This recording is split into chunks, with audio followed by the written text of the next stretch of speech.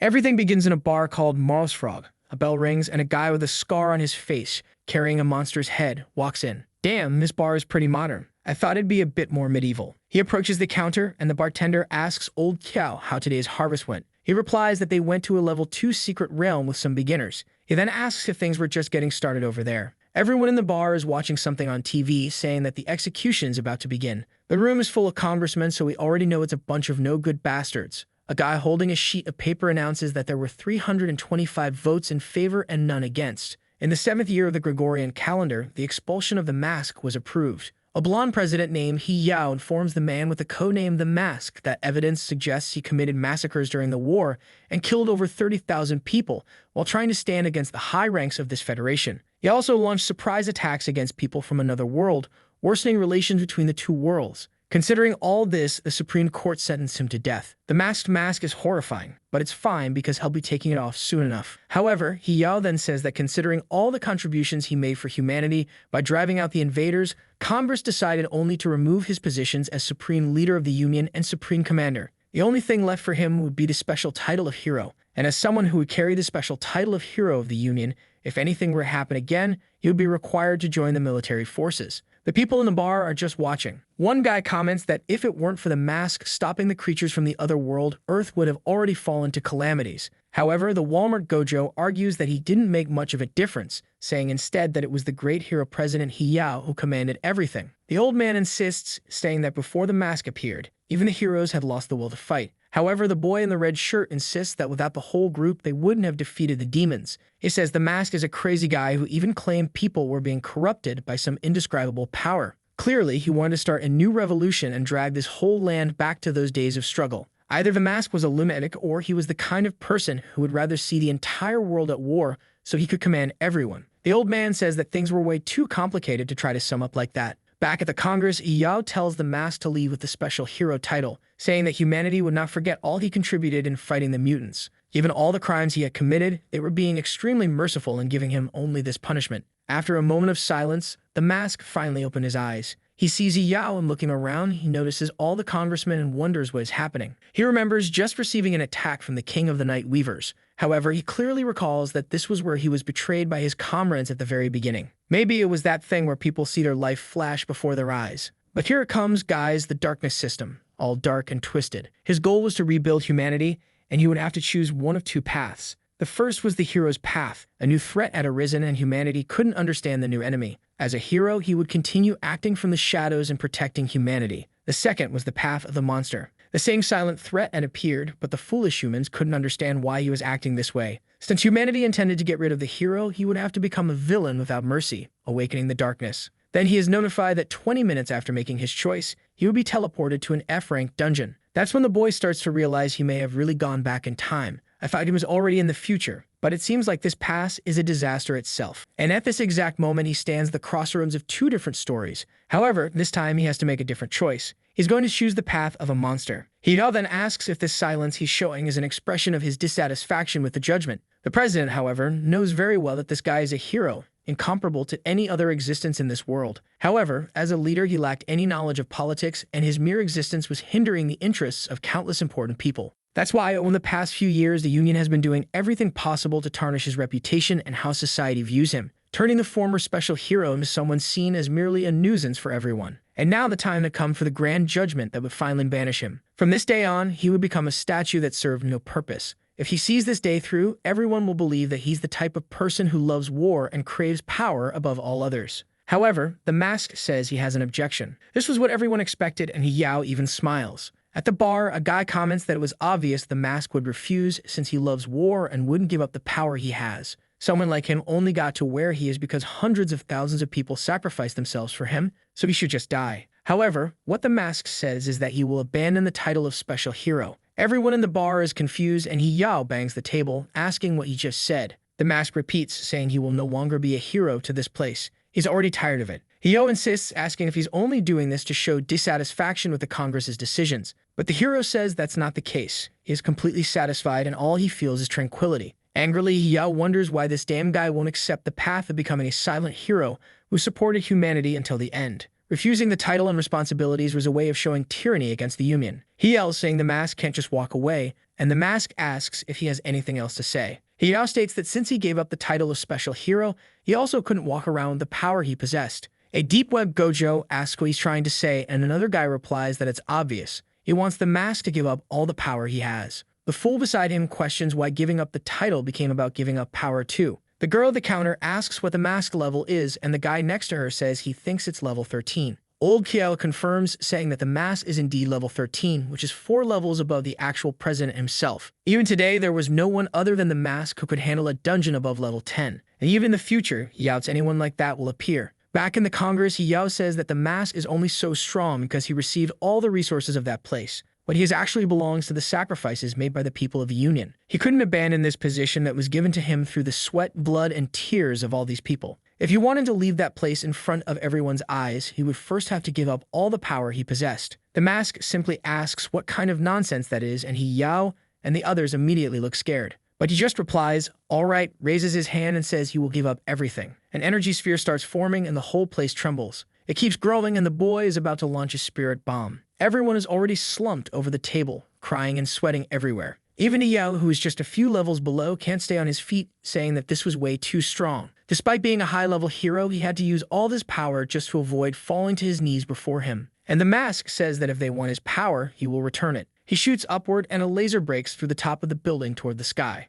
Everyone in the city could see it. They all thought it was a supreme-level monster descending on the city again. Electricity swept through the city, and everyone fainted. Over time, the energy started dissipating. He realized it actually took at least 10 minutes for him to relinquish all that power. But even so, now it was perfect because he had become a common person. There was no longer any reason to fear that man. The mask, however, remains calm and heads toward the door. While Yao celebrates, telling him to leave, he finally takes off that horrible mask and throws it aside. The president warns that as soon as he leaves this place, his death will be imminent. But just as he reaches the door, the system's timer activates and he's teleported. The blonde fool wonders where he ended up, but we already knew that in 20 minutes he'd be sent to an F-rank dungeon, and he was taken right to the mother spider's nest. The scene shifts inside the dungeon, showing a portal. Someone crosses through it, catching everyone's attention. The man says it's his first time in a rank 3 dungeon with monsters between levels 1 and 2. The boss of this place was a level 3 queen spider, and everyone there, at least among them, was level 2, so it should be easy. However, they should be careful because he heard that the monsters here are spiders the size of humans. Finally, after 2 consecutive works without a single woman, a petite woman appears.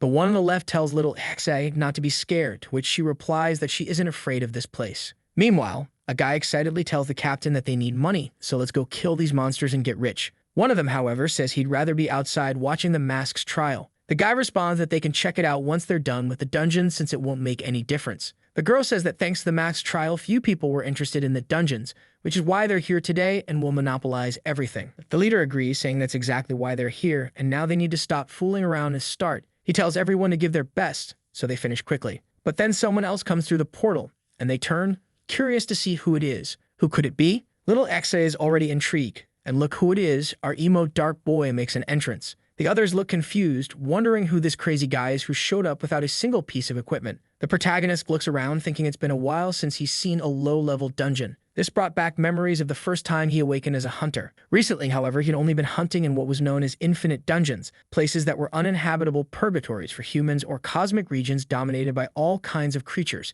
and the monsters in those places looked more like indescribable demons. Now he had returned to level 1 after surrendering all his power, which is why the system sent him here. According to the Monster Path system, he was just getting started. He doesn't know where the Monster Path will take him, but in his past life, he'd proven to himself that it was impossible to save humanity through the hero's path, and now he was eager to become a creature that would shed neither blood nor tears. The leader then asks the boy if he's there to join the dungeon as well and questions where his weapon is. Our guy simply raises his fists, saying that this is his weapon. The leader chuckles, complimenting him, saying that if he's a martial artist, that's great because he won't even need to spend money on equipment. He then apologizes for the boldness, but asks what level he is. Given the lack of equipment, the leader wasn't kidding. He wonders if the guy came here wanting to die, being only level 1. However, our guy just raises his arm and says he's there to defeat the creatures. One of the guys laughs, saying that at level 1 and without equipment, he wouldn't even be able to beat the healer they have. The fool in the background suggests he'd be better off waiting outside for an easier dungeon to open. Our guy tells them not to worry as he won't cause any trouble. The leader says that if he's so eager to die, he won't forbid it, but he shouldn't expect anyone to save him if things go wrong. Before he can respond, the leader is already calling the group to order. Meanwhile, little Kase is just observing him intrigued. In the cave, the mage has plenty of fire to launch fireballs. Precisely, she blasts the creatures, proving she's a talented girl. Meanwhile, the archer with a fool's expression lands his shots, saving the captain at just the right moment. The captain, excited, praises the team's synergy as the spear wielder takes down another creature, while the captain slashes through another. Our protagonist just observes everything. I'm not sure if I should call her Exazinha or Little Xi. I think Little Xi is better. Right. She approaches, saying that Captain's song was a bit harsh with our guy. She tells him not to take it personally, explaining that the captain knows people like him had a high chance of dying, which is why he'd rather not have him around. She warns our guy that if he makes a single mistake, he'll end up dead. But the protagonist simply responds that today's weak hunters are much better than the ones from the past, all thanks to the blood and sweat shed by the heroes of old. The girl, impressed despite his youth, remarks that he speaks as if he were one of the Union's strong ones. But she agrees, saying that this is all thanks to the hero in the mask.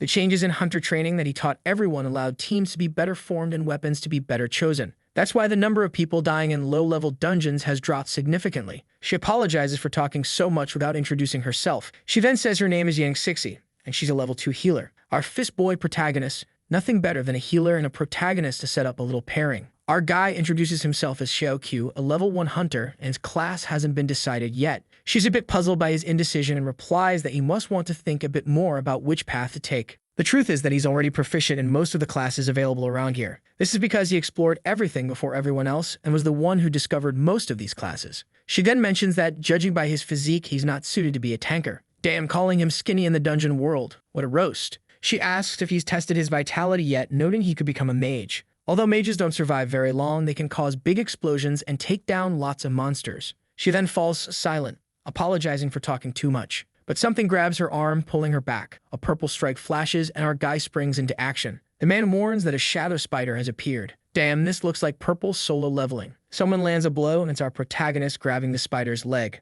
With a powerful finger strike, he rips it off right in the middle. Poor little spider had no idea who it was up against. He uses the creature's leg to pin its head. Brutal. Right. The creature writhes in agony, its body twisting as it collapses to the ground. Little Kaksai clings to him from behind. Relax, girl, he's already saved you. The rest of the party is now in shock, and the leader wonders if the martial artist class is really this strong. One of them, however, points out that he's seen hundreds of martial artists, and none of them were on this level. Clearly, this guy knew the spider's weakest joint and used minimal force to grab its leg. This guy had a perfect understanding of the anatomy of these monsters and used pure skill to defeat a creature of a higher level. Our guy then asks Little Exe how long she plans to keep holding on. She doesn't let go, and he jokes that he's being strangled to death. A bit of an exaggeration, don't you think? She steps back, flustered, and retreats. Xiao Qu then gains experience in the system, seeing that nothing changed after choosing the monster path. He doesn't have to worry about ranks, nor does he need to worry about certain restrictions. He just needs to kill monsters, which is why in his past life he managed to reach such a high level. And with all the knowledge he already possesses, he'll evolve even faster this time. Song then apologizes, saying the boy truly seems special and that he misjudged him. He approaches, thanks him for saving Sixi, and says he'll be added to the reward pool. However, our guy simply replies that it was nothing, since saving someone in a dungeon is always natural. The leader, a bit embarrassed, says that makes sense, though he knows that this brat is provoking him on purpose. A little later, the leader is slashing through some spiders with a heap of corpses already on the ground. He announces that the boss must be close ahead. He turns to everyone and tells them that the plan will be the usual one. He'll attract attention while they attack. He then looks to the fire mage and tells her to be ready to unleash fire on the creatures while he retreats. The archer remarks that they've been so fast that the trial of the mask might still be happening. But another guy says it's useless to worry about that because that damn hypocrite will surely be found guilty. The archer, however, says he's curious to know what he looks like under that mask since no one has seen his face yet. The fire mage mentions rumors that the guy might actually be a woman. She can't believe that the person she once thought was humanity's savior could cause a massacre in the city. But little Kaze speaks up, telling them not to say such things. She curved that the city he destroyed was one where the population had already been infected by a virus that turned them all into monsters. She's certain that the mask only did it because it was the only option. The guy with the spear scoffs, saying she's still defending him. She must be one of those crazy online fans. The leader tells them to cut the chatter and focus on the boss, saying they're embarrassing themselves in front of the boy by talking about such things here. He heads toward the door, saying it's time to end this once and for all. Now, in a part of the dungeon filled with spider webs, the spear guy comments that the atmosphere truly feels like the end of this place. The archer is eager for the treasure, while the mage wants to dissect the boss. Something stirs, and they all freeze in fright. The red spider boss appears. The leader quickly announces he'll grab its attention while everyone else attacks. The creature lunges and he trades a few blows with it. Then the archer sneaks up from behind and lands a series of headshots. Xiao Qu dodges effortlessly, realizing that creatures at this level really have no intelligence whatsoever. He prepares a punch, remarking that all they need to do is coordinate properly. He lands a hit on the spider's leg, noting that handling it is actually going to be very easy.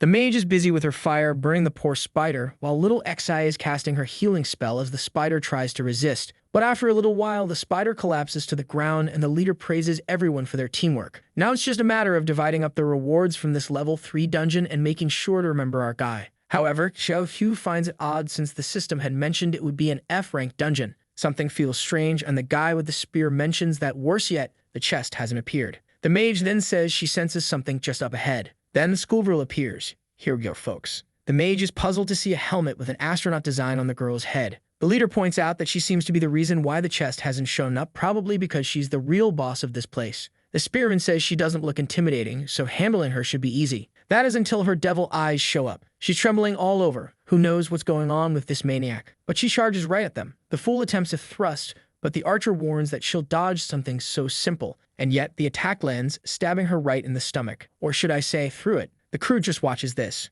He turns and comments that she doesn't seem that difficult to deal with. He pulls his spear, telling her to just die, but webs shoot out from her stomach, and his arm gets caught. Now he's face to face and disarmed. And now, yep, she's already broken his arms, and he's writhing in pain. The archer screams for his brother, and the leader tells everyone to prepare, mentioning that she has some special attacks. The mage gets ready to burn the web with her flame. She conjures a blaze around the girl, just as the archer advances. Oh, man, foolish move. You forgot that you're supposed to stay at a distance, right? Suddenly, he stops face to face with the flames and multiple legs begin to emerge. Scared now, huh? It's the 6-legged high school spider boss. Okay, this boss is on another level. Obviously, no one's ever seen such mental insanity. Meanwhile, the broken-armed guy is running in a frenzy. Then that big old foot comes down, yep, you guessed it, right in the middle of the chest. This isn't what people mean when they say they like being stepped on by someone. In full acrobatics, her leg stretches out insanely far. Now the archer is ready to make a fool of himself, shouting that he'll kill this bastard. But our guy warns him not to act recklessly. Judging by the creature's strength, the result won't be any different than what happened to his friend. He's shaken, but the leader agrees, saying they won't win by attacking without a plan. He turns to the mage and asks how long until the portals appear, and she says it'll take at least 3 hours.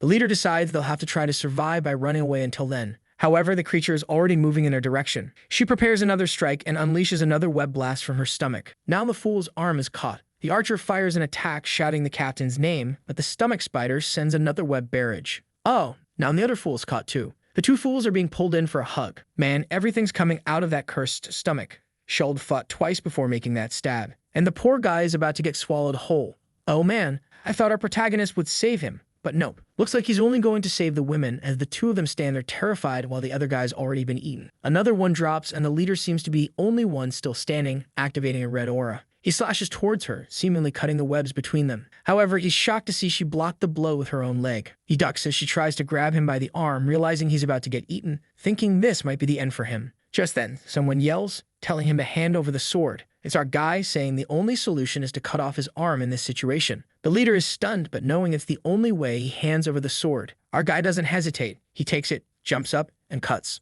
Honestly, I thought he'd cut the web like a plot twist. But nope, straight to the arm. The poor guy writhes, probably thinking he was in some hero's nice guy story. The big spider girl is dancing around like a lunatic as our guy runs off with the armless leader. Little Xi runs over, casting a healing spell, but the poor fire mage is left behind, panicking and yelling that she doesn't want to die. Meanwhile, little Xi asks how they're going to escape. Xiao Qu responds that escaping is impossible. The only reason the creature let them go is that she enjoys watching others in fear. This type of monster, known as the Chosen, feeds on the negative feelings of ordinary people. Little Xi is completely confused, but our protagonist explains that these creatures are chosen by gods from the other world. After that, they go through a transformation that gives them a strange appearance. Xiao Qu has killed countless of these gods, but now he can't even handle this monster. The spider schoolgirl is advancing, moving fiercely, her numerous legs barely keeping up. Once again, something is oozing out of her torn stomach. Little Xi senses something wrong in the air and quickly activates a shield for everyone. However, the mage isn't nearby, and she quickly becomes dizzy, seemingly about to collapse. The healer explains that it's a type of poison that induces mind control. The spider approaches until she seems to notice something strange. She looks confused, as if wondering why he hasn't become food yet. Naturally, it's our guide, who states that although he has lost his strength, he hasn't lost his mental fortitude, adding that her control over him is still too weak. And at that exact moment, she is in trouble. His transformation into a monster has begun. He steps forward, saying he should thank her. If it weren't for her endangering everyone's lives there, he wouldn't have wanted to fight seriously. And as a mere chosen, she should feel proud to be the first to witness this form of his. This guy at level 1 already looks like a level 99 boss. The poor spider tries to use her power, but girl, I think you're about to get thrashed. He takes a stance like Usain Bolt at the starting line, prepares himself, and explodes toward her. She stands there, shocked, attempting to lift her legs, but before she can react, she's slashed. She glances to the side and sees him holding one of her legs. Honestly, it's what she has the most of, so maybe he didn't mean to rip one off, but oh well. She's clearly not okay with this, though, especially given the amount of blood pouring out.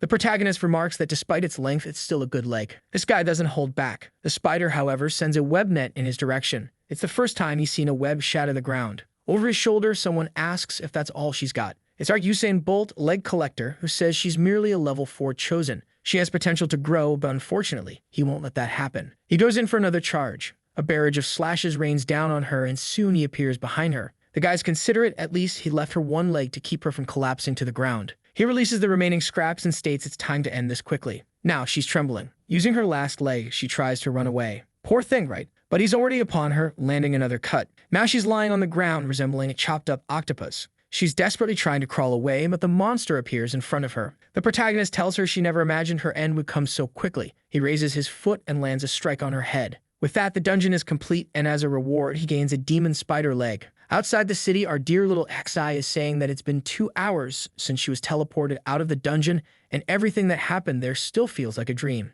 As soon as she regained consciousness, she was outside, and the captain was taken to the hospital due to his injuries. Apparently, she and the little fire witch weren't harmed, so they came out unscathed. However, she hasn't seen Xiao yet and wonders if, by any chance, he died. But then she notices something. Our Giga Chad protagonist is standing right in front of her. At this moment, he's looking for a place to stay, but the problem is that any random room will cost over 3,000. Will a kind healer offer a bed to our guy? When he lived as a normal human, his parents supported him, and after becoming a hunter, his only concern was with monsters. While he thinks about how this is the first time he's had to worry about this social concept called money, our dear healer calls out to him. He looks over and calls her the dungeon healer, which, unsurprisingly, doesn't make her happy. She corrects him, asking him to call her Yan Sixi, pronounced as amazing Sixi, and cheerfully says she's glad to know he's okay too. She notices he's looking at a list of rental places and asks if he's searching for somewhere to stay. He replies yes. She asks if he has any relatives or a place to go, and he says no. All right, folks, here's the setup. She's now deep in thought. Without even answering, we see them heading to her home while she explains that this city was built 40 years after the calamity, and due to the rapid development of the new city, the old city became known as the urban village, and where they arrive is her home. She tells him not to worry as there's a separate room, so there won't be any inconvenience. At the door, he notices a picture, and she explains that it's a medallion her father received after leaving the military. He was a transcendent soldier, and compared to her, who's just level 2, her father was much more impressive. He was a level 5 combat hunter who participated in countless campaigns. He even claimed that he once fought side by side with the masked lord. She, however, says she isn't sure if it's true since he tells that story so often that she doesn't even know if she believes it anymore. Or maybe she's pretty sure it's a lie given that her father drank a lot and she can't imagine the masked lord hanging around with a low-ranking officer. He asks where her father is and she says he passed away. His body bore countless wounds from the wars, and shortly after leaving the army, he died. He asks where her mother is and she says she also passed away while giving birth to her younger sister. Our guy is taken aback, realizing this poor girl has also had a rough life. However, she cheerfully says there's no need to worry. It was a long time ago and she's already moved on. She then invites him inside. She says she'll get a bed for him, but unfortunately, she won't have any clothes for him. She points to a room on the left, saying it's empty, so he can stay there. Our guy is grateful for her kindness and assures her that once he makes some money, he'll repay her for everything. Just then, a wheelchair rolls over and a girl asks, "Who's the fool?" Little Kai tells her not to worry. The boy's name is Xiao Qu, and she just met him in the dungeon, and he'll be staying with them for a few days. But Chai and Liu looks puzzled and asks if they just met. She says little Exa is being too generous bringing someone like that into their home. This girl isn't one for small talk. She's already done with the conversation. Little Kai apologizes, explaining that her sister is a good person, just a bit shy, and doesn't like to leave the house. Today was the day of the masked lord's trial, whom she's always admired, so maybe she's feeling down. Our guy is impressed that he still has a few fans around. Later, in Little Xi's room, she checks the internet where people are debating whether it was too much for the masked lord to have to surrender all his power. Some are against it, while others are in favor as usual. But Chun Liu, who's furious, says these idiots don't understand that he held onto all those resources because he was the only one who would save humanity. And there she goes, ready to duel online, tapping furiously on her keyboard. A little later, her sister calls, saying it's time to eat, but Chen Liu says she won't eat today because she's too busy.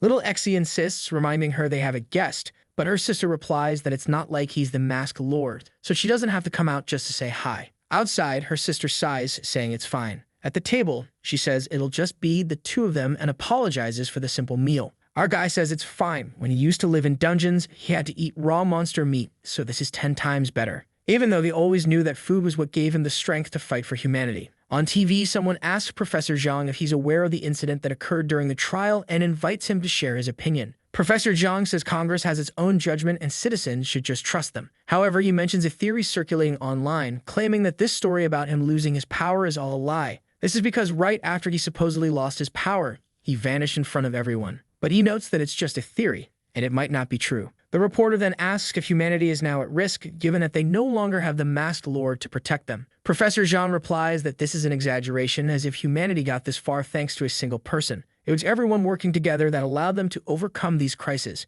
This kind of disillusionment with the masked lord was not only undesirable, but also completely wrong. The two of them keep watching as the man on TV says that even without the masked lord, humanity will continue advancing toward glory. Little Kexi asks if maybe the masked lord really wanted to escape punishment. She notices our guy placing his fourth bowl of rice and asks what he thinks about all of this. He looks a bit puzzled, and she says she wants to know his opinion on the masked lord and his actions. She then shares her own opinion, saying she's sure the masked lord did it all because he had his own reasons. He simply replies, maybe, and she says he's very indifferent. However, she's certain that if her sister, Chen Liu, saw this program, she'd probably smash the TV. Suddenly, they hear someone shouting at the door, asking if they really think they can stay safe hiding in that place. Little Xe says it's the people from the Kazang investment firm. And the person outside yells, asking if they want to find out what it's like to die by fire. With that, little Xi rushes to the door, opening it to see a group of gangsters. One of them says she finally showed up, and another mentions it's rare to see her in this place. She responds to Master Zai, saying she's made it clear she's not going to sell a house. But Zai asks if she doesn't understand the situation she's in. He says he heard her team disbanded because one member got injured and another was killed. Frightened, she asks how they know, and he replies that as a priority client, they're clearly keeping close tabs on everything happening with her. Man, you could already arrest this guy. He's barely started his act, and he's already got his tongue hanging out. What's that about? He asks how she plans to resist now that her only support pillar has fallen. Little Kexa isn't dumb. She knows exactly what this creep wants. He says he'll give them 5 days to consider the offer. Otherwise, things will get complicated around here. They transfer 100,000 if she accepted and handed over the property to them. Confused, she asks why it's only 100,000 when the offer was previously 3 million. Even though she never considered selling, 100,000 is ridiculous. Zai replies that the market's crazy and sometimes property prices can change from one day to the next.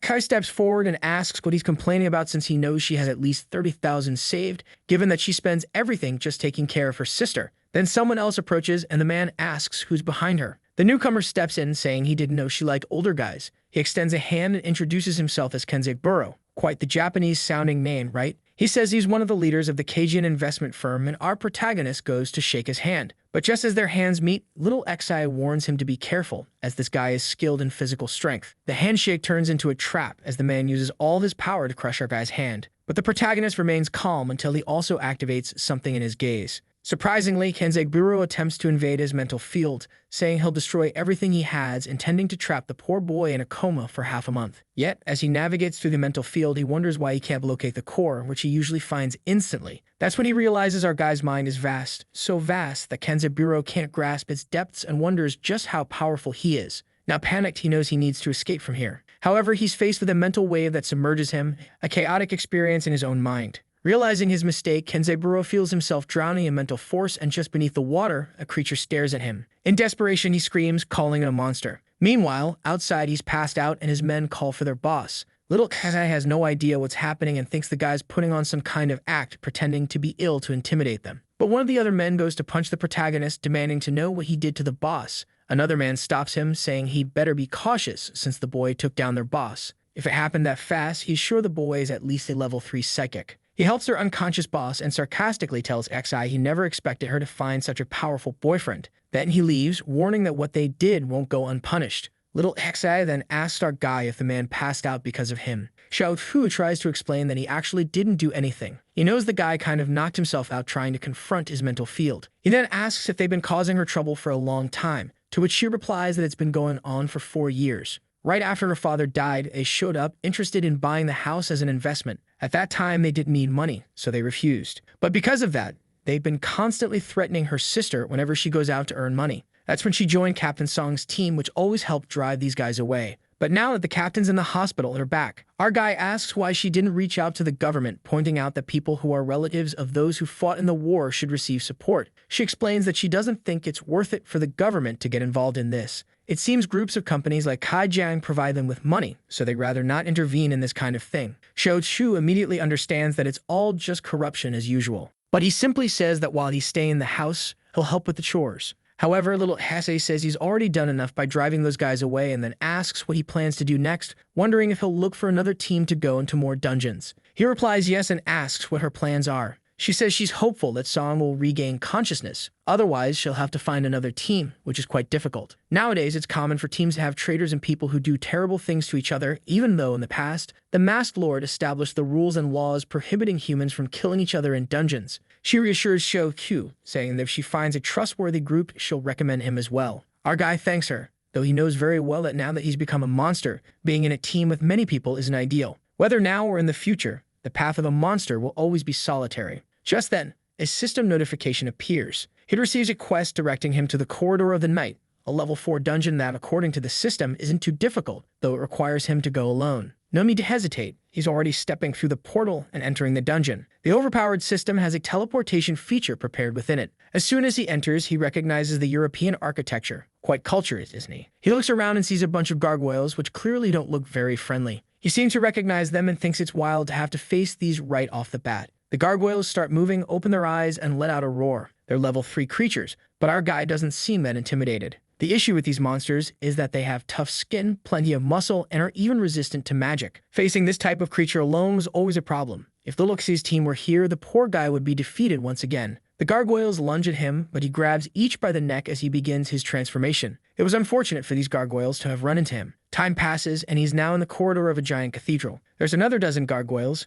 Actually, way more than a dozen. He's completely surrounded. But now fully transformed, he simply motions for them to come at him. The poor things are about to get pummeled as they break free, taking to the air and surrounding him from above. The boy crouches, leaps, and starts taking them down one by one. A kick here, a slice there. He crushes the chest of one, and in seconds, only shattered stones remain on the ground. He grabs the last trembling gargoyle by the wings and asks why it looks so scared, given that gargoyles aren't supposed to have emotions. It tries to escape, but he tears it in half. Just as he's about to leave, something lands on his back. It's a bald gargoyle, a level 4 boss. Our protagonist marvels at how it has a human-like appearance despite being a monster, which only makes him more eager to finish it off quickly. The fight gets intense, and someone kicks open the door. Another group seems to have arrived but is met with piles of stones on the floor. One of them asks the captain if it's only been 12 hours since this dungeon appeared, so they should have been the first team inside. The captain confirms this as the analysis team assured him that the entrance was sealed. However, the girl, meticulously drawn with great attention to detail,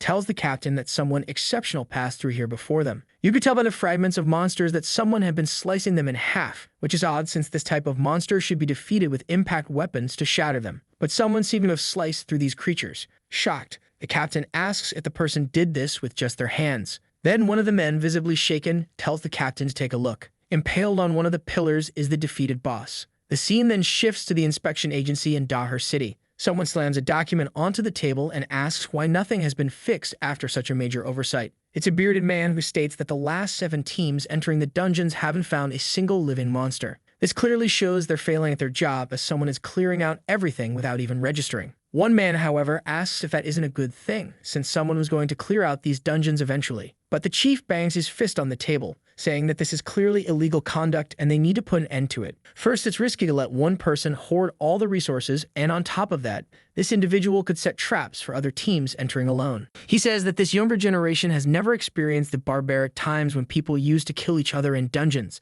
That's why this agency was created, to prevent lives from being lost in such a ridiculous manner. He then instructs them to continue investigating, mentioning the level 4 gargoyle dungeon that seemed to have been cleared by a single person. Given the destruction left behind, the person should be at least level 4 or 5. One of the women asks why they're so sure it was just one person and not a team. The man explains that if it were a team, the injuries and corpses would be varied, showing the types of weapons each member used. But the evidence indicates that all creatures were killed using sheer brute force. He then mentions they have a plan to track down this person. He instructs everyone to keep an eye on stores and businesses selling items found in these 7 dungeons. The scene shifts to the Hunter's trading market. A merchant hands over money and tells the guy to let him know if he needs anything else. Xiao Qu takes the money, knowing he probably sold it cheap again, judging by the merchant's reaction, but it's not like he has much use for these things anyway. His main focus is to keep completing system missions and growing stronger. At least with this money, he can pay for his stay at Chixie's house. Then he hears someone say that 3,200 is too low. It's Stixie, explaining that although this sword may look old, it's been used to slay countless monsters. The shopkeeper, however, responds that it's precisely for that reason it's worthless, as it's full of flaws. In his view, the item is only worth a bit of the metal it contains, which is why he is offering so little. Poor Xixi looks devastated, realizing her father's sword is being treated as junk. The shopkeeper then says he feels sorry for her and will pay 3,500 so she can stop crying. Staring at the sword, she apologizes, saying she unfortunately has to sell it to pay for the annual hospital bills. But the shopkeeper is quite the sly one. He knows very well that the material used in that sword is extremely valuable, something that can only be found in a few rare dungeons, and he's going to make a fortune once he buys it from her. He tells her to sell it quickly because after today he won't pay 3,500. Then someone steps in, asking them to wait a second. It's our guy, and she asks if he's here to sell something, but he says they'll discuss that later. He takes a look at the sword, and the system immediately gives him a description of the equipment, stating that although it looks like an old sword, it contains rare materials. He says he's interested in the sword, which confuses her a bit. However, the shopkeeper yells, saying that he and the girl had already reached an agreement, so it's very rude for him to interfere. But our guy pulls out a pouch from his pocket and asks if it's enough. The shopkeeper, slightly flustered, says this is madness. A little later, they're sitting on a bench and she stands up, saying she wants to give him the money back because she can't keep more than 1,500. He had saved her countless times already, so this was too much for her. He tells her not to worry as she's already given him a place to stay, and this is just rent money. She insists that this is far more than typical rent, and it doesn't make sense for him to pay so much. However, Xiao Qu explains that the sword is much more valuable than it seems. She says the sword is as mysterious as he is, wanting to figure out so much about him. She says she doesn't understand how he escaped from the spider dungeon before everyone else, how he made so much money so quickly, or how he's so strong. She only hopes he treats the sword well, as it was the last thing her father left her and her sister. The sword is called the Flying Crow, and Xiao Qu says it's like him hidden in the shadows. Little Xe, feeling useless, says she couldn't even protect the last thing her father left behind. But if she didn't sell it, she wouldn't have the money to treat Chen Liu. He asks what kind of treatment she means, and she asks if he knows about the great evil spirit incident in the city of Dai. It was a level 10 creature, and any hunter sent against it disappeared in an instant. All registered hunters, even retired ones, joined the fight, which is how the citizens escaped. That's also the incident in which her father lost his life. But the worst part of that creature's attack was the lethal radiation it spread. The sky turned green and a sphere of radiation energy started expanding. It reached Qian Liu's feet, which is why she can't walk to this day. What's sad is that her sister was incredibly talented, and even her father believed she was the future of this generation. She would have definitely become a level 5 hunter, but today she's still confined to a wheelchair. Meanwhile, little Xity, without any talent herself, ended up becoming a healer. Xiao Fu defeated that creature with one punch, but since he was on the front lines, it took him a while to reach the city, and everything had already happened by the time he arrived. This is one of the few reasons he despises these monsters so much. He then comments that he remembers the government approving funds to be given to people affected by this incident. She looks confused, saying she's never heard of anything like that. She thanks him, saying that being able to share these things with him makes her feel a bit more relieved. She's eager to show off her cooking skills. They pass by some men in suits who wonder if they'll really find the dungeon bandit in this area. One of them replies that if the dungeon guy wanted to make money, they'll eventually find out where he's been selling his goods. It's finally time to figure out who this bandit is. Back at the house, her sister is furious, ready to unleash another keyboard battle against those jerks bad-mouthing the masked lord. Someone knocks on the door and she finds it strange, thinking it doesn't seem like her sister or the guy staying with them. She gets nervous, imagining it might be people from the Kaijiang investment firm. The men are nearly breaking down the door and the poor girl is terrified. She grabs a little wooden sword nearby, hoping to defend herself. Honestly, girl, it might be better if you just turn that wheelchair around and roll away. One of the men kicks down the door, saying he knew someone was home. He looks around, puzzled to see a kid in a wheelchair, and mocks her for thinking that toy would accomplish anything. But the girl charges forward, racing at him in her wheelchair, calling him a bastard. Unfortunately, he dodges her strike, saying he didn't expect her to have so much energy. She falls to the ground, cursing him in defeat. He steps on the sword, asking if she really thought she could cut him with that. Then he orders the rest of the group to search the house and find the two of them, especially that damn kid who had the nerve to knock one of their guys out. The men start tearing the place apart. A while later, they return, saying they searched every room but found no one. Naturally, the leader looks at the poor girl lying on the floor and says that if they can't find him, they'll have to take her instead, believing that will force the boy to come after them. One of the men, visibly shaken, says that legally speaking, this is called kidnapping. The leader replies that he understands, but this was the only way to make it clear what they were doing here. And since he was questioned, he hands over the car keys, instructing them to hit the car against the house when the others arrive. It would be a small accident, and unfortunately, the car contains some gifts for them. The guy simply says he understands, and the others get excited. Meanwhile, it was raining in the city as the lovebirds were heading home. The little Xiao was already uneasy. What a cruel move, leaving the poor girl lying there in the rain. They might as well have kidnapped her, honestly. She's there vowing to take down those scoundrels. Just then, little Xi runs over, calling for her sister. She lifts her up, explaining that the Kaijiang investment firm did this right after they left. She asks our protagonist to take her sister inside while she cleans up the garden. But as he turns around, he hears a noise behind him. When he looks, a guy has crashed a garbage truck right into the wall, dumping trash all over their house. Poor little Xi ends up covered in garbage. The man apologizes, saying it was just a little accident. It was just a shame it was raining, as the trash would probably get everywhere in their home. He starts to drive away, saying, "Remember, always think of Kaijiang." Her sister is furious, but the protagonist tells her to wait. If she were to go talk to her sister now, it would only make her feel worse. Soaked in garbage, the poor girl walks back, passing them as they stand in the rain, not knowing what to do. Meanwhile, Ken and Liu asks why things like this keep happening to them. She turns to our protagonist, asking if there's no justice in the world. He simply replies that there has never been justice and probably never will be. She asks why those with power don't try to create a better world for everyone, and he tells her it's just an illusion. Even the rain falling on everyone wasn't fair. To them, it's just a nuisance,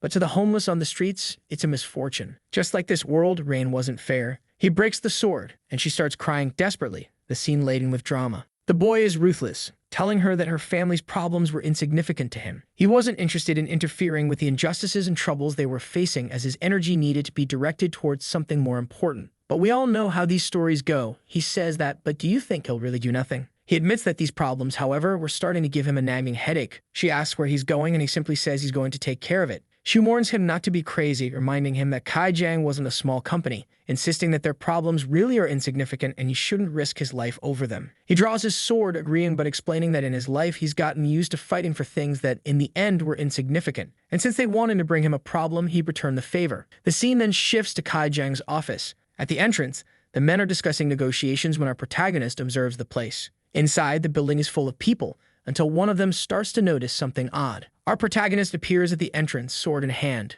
One of them laughs, thinking they found another troublemaker. They approach the boy, asking if he knows where he is and telling him to put away his sword. But before they can finish speaking, he's already moved past them. He smiles, and one of them suddenly has an X slashed across his entire body. Wow, the guys are left like chopped potatoes, my friend. The system grants him a quest titled The Blood Sacrifice. The Flying Crow's sword wants to be fed with blood, and he has to eliminate all hostile enemies. And by doing so, he will evolve. He scans the room, and more people come through a doorway. He's quickly surrounded, and the men warn each other to be careful, knowing they can't take this lightly. 4 men jump toward him, but he dodges the first easily, blocks the second's attack, and sends 2 heads flying. Another man appears behind him, but he simply glances back, and the poor guy starts trembling. Poor choice, as he loses an arm a second later. He gets hit in the ribs, something even a butchered pig wouldn't endure. One of them shouts that they found an opening as the sword was stuck, leaping to grab him from behind. But our guy just lets go of the sword and punches him in the stomach. The guy wonders how someone so skilled with a sword has a punch stronger than a tank. Another body hits the ground, and the rest flee in terror. In one of the rooms, someone is celebrating, talking about how soon the sister's house would belong to them. Even though they had to go a little overboard this time, that's just how things worked in this world. The blonde man says it was the best decision since reselling that property will make them a fortune. Just then, someone bursts in, announcing there's a problem. Someone is inside the building,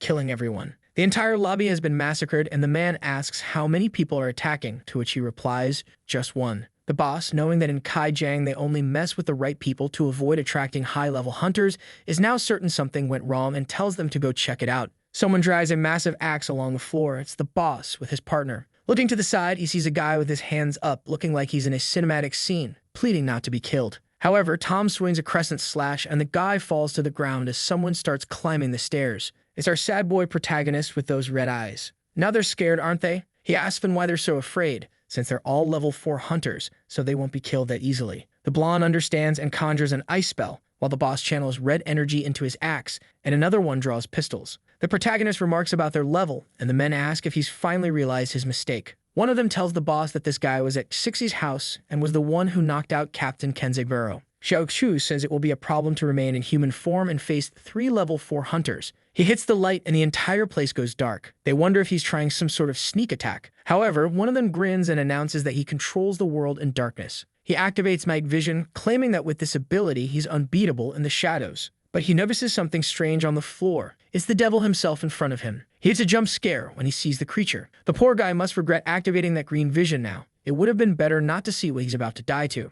Xiao Qu becomes a blur and the guy tries to react, but before he can take a shot, he's hit squarely in the chest. The captain shouts, asking Joseph what's happening as he senses the smell of blood. When he hears the body hit the ground, he wonders if Joseph is dead. Lightning strikes outside and a sword slash descends on him. Wow, he managed to block it just in time. The boss knows that if he hadn't reacted, he'd be dead by now. The mage senses something and casts an ice spear in his direction. However, Xiao Qu notices, stretches his hand, and easily blocks it, shattering the ice. He glances back, another enemy speared. With the friend's body in hand, the boss goes to ask something, but is swiftly slashed at the neck as well. Another one down in a second, gone just like that. The flying crow sword had just feasted on fresh blood. More fools were around, and honestly, guys, you should have started running, shouldn't you? But here you are, standing like idiots, staring at a monster in front of you. A second later, jump scare, here he comes. Even the screen goes black, so we feel like we're right there. And now everyone's resting in peace. I told you to run. Then someone yells, enough. A man in a red shirt appears, and our protagonist immediately senses he's a level 6 hunter. He's confused, wondering why a monster is there, but soon realizes he doesn't carry the same barbarity as a creature. He appears to be another type of transformation hunter. Yet oddly, he does carry a monster's scent.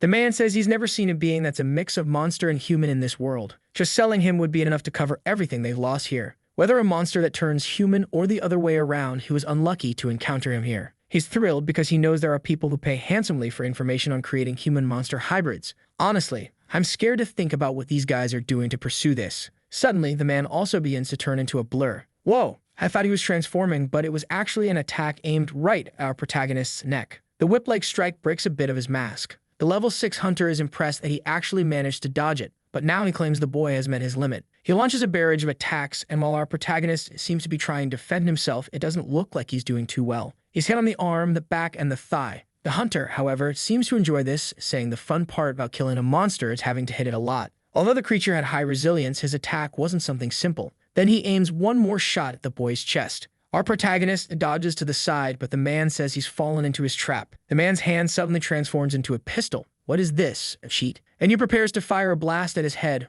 or not. The man laughs, saying every time he uses this trick, it works like a charm. Such an explosive bullet at this range should blow anyone's head off. Although it's a pity, he's sure the corpse will be valuable. When the smoke clears, our protagonist is completely intact. Now the man is trembling, he realizes he's screwed. He wonders if the guy dodged, but he concludes it was impossible, which means he hit him directly, but nothing happened. The man tries to say something, but our protagonist merely remarks on the rapier with a standard no, 19. He says that given the guy's power, he must have endured a lot and put in great effort. It's a technique he himself, the masked lord, created while learning to wield the rapier. Although it may look like a simple weapon, it has countless applications along with an extremely high agility attribute. He says that when he created that technique, he warned that it should only be used for justice, so why did the guy learn it? The man, confused, asks if the monster is going crazy since that technique was created by the masked lord. Besides, all this talk of justice was nonsense. After all, killing a creature like this was justice enough. Xiao Qu agrees maybe he is a monster, but they're monsters too for having ruined those people's lives.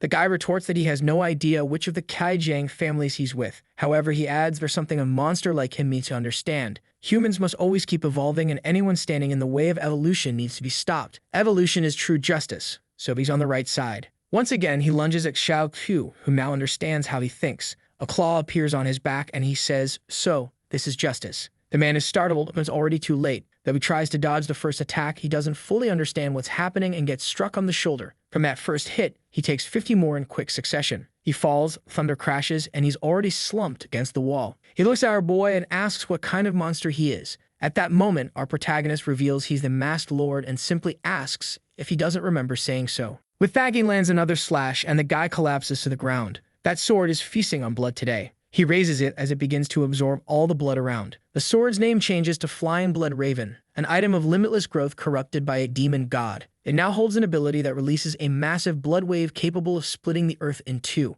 Gazing at his reflection in the sword, he reflects on its transformation. While physically it didn't change much, he can now hear something like a heartbeat within it. A demon blade without growth limits wielded by a monster without limits. On the floor, a trembling man mentions the boss's defeat. Xiao Qu looks over and the man begs for his life, but our protagonist simply raises his blade, activating its power. With a blood wave, he cuts through, straight out the other side of the building and across the city. Meanwhile, soldiers have arrived just outside. One salutes and calls to Commander Jiang, informing him that the area is secured. Jiang orders them to prepare for an escort to gather information and ensure innocent lives aren't at risk. But the commander isn't naive. He knows there are few innocent people in Kai Jiang's building. Still, as someone from the government, it's his duty to protect them. Regardless of the excuse, anyone causing trouble deserves punishment. Then someone points out someone exiting through the door. Our protagonist steps out, drenched in blood, looking upwards. Back with little said. She asks him what he was thinking, going in alone with the sword. She grabs an umbrella and rushes out while her sister asks for reassurance. But just as she steps outside, a man appears, introducing himself as part of the city defense squad and asks if she's Yan Sixi. She confirms and he tells her she needs to assist with an investigation. He shows her a picture of our protagonist and asks if she recognizes him. Upon seeing it's Xiao Qu, she panics, asking if he's still alive. The soldier replies that he's more than alive, actually. The scene shifts to the city defense squad's private prison. The fool who forgot the building had a back door is now locked up like an idiot. Captain Jiang questions him, asking who he is and where he came from. One of the men reports that he confessed to everything that happened at Kai Jiang's building, but all they know about him is his full name, Xiao Qu, and he has no birth record, no house purchase history, no family background, no documents, nothing. The only thing they found is that he's connected to a woman named Yan Sixi. Plus, the monitoring team had been searching for a so-called dungeon bandit, and this guy fit the description perfectly. The captain says it's all very mysterious and asks about this Sixi's identity. The investigator explains that her father was a level 5 hunter who served in the military. Sixi retired with various injuries and passed away shortly afterward. He had refused an officer position and died in a major spirit-related incident years ago. He adds that in Xiao Qu's testimony, he claimed that when he entered a dungeon with her team, he suddenly joined them, and the reason he attacked Kai Jiang was that they were harming her and her sister. The investigator notes that all things considered, he seems more like a hero. Jiang greets the office chief, Arthur, who says it looks like they'll have to go in and ask some questions themselves. Knowing that the commander is level 7 and Arthur is level 6, they figure there's no way they'll be at risk with this guy. The door opens and our protagonist looks over. The old man seems confused by the look on our protagonist's face and quickly realizes that he's looking at his uniform with a nostalgic expression. Man, this guy's talent is reading emotions. What a curse. Just one look and he already knows the boy's feeling nostalgic. With the sheet in his hand, he asks if his name is Xiao Qu, then warns that given the crime he committed, he should have an idea of how this will proceed. Either he'll be sentenced to death or there will be another way to pay off the cost of his crime. One option is to be sent to the front lines to face demons until he's redeemed himself in society's eyes. But Jiang knows that most criminals sent there don't survive past the first or second fight. In fact, to get out of there, they'd have to participate in hundreds or even thousands of campaigns. Xiao Qu questions whether, in their eyes, fighting on the front lines is some kind of punishment. He thinks that if that's the case, he should be forgiven for any crime considering what he's already done for them. The old man says, based on his words, it sounds like he's familiar with the front lines and our boy says he spent some time there. Jiang asks if he fought against demons or something else, to which our protagonist says something else. The two men exchange a look for a moment. Jiang knows that very few hunters make it to the front lines and return alive. This means if they check the records, it could eventually uncover his identity. He then tells Xiao Qu that all 3 people in this room have been to the front lines and survived. Arthur humbly considers himself a veteran, having spent over 10 years on the front lines. Only the Masked Lord and a few other heroes have been there longer. Jiang shows off one of his medals, explaining he received them while working alongside the Masked Lord. While they're impressive, he could only follow him from a distance back then. Arthur then slams the table, saying that if Xiao Qu knows the front lines, he understands how unstable the current community is. What he did could throw the entire world into an abyss. Initially, they seem to be talking about what he caused at Kai Jiang, but they're questioning how he managed to enter dungeons without anyone knowing. At best, it could lead to the deaths of numerous hunters. At worst, it could lead to the entire collapse of the city beyond this world.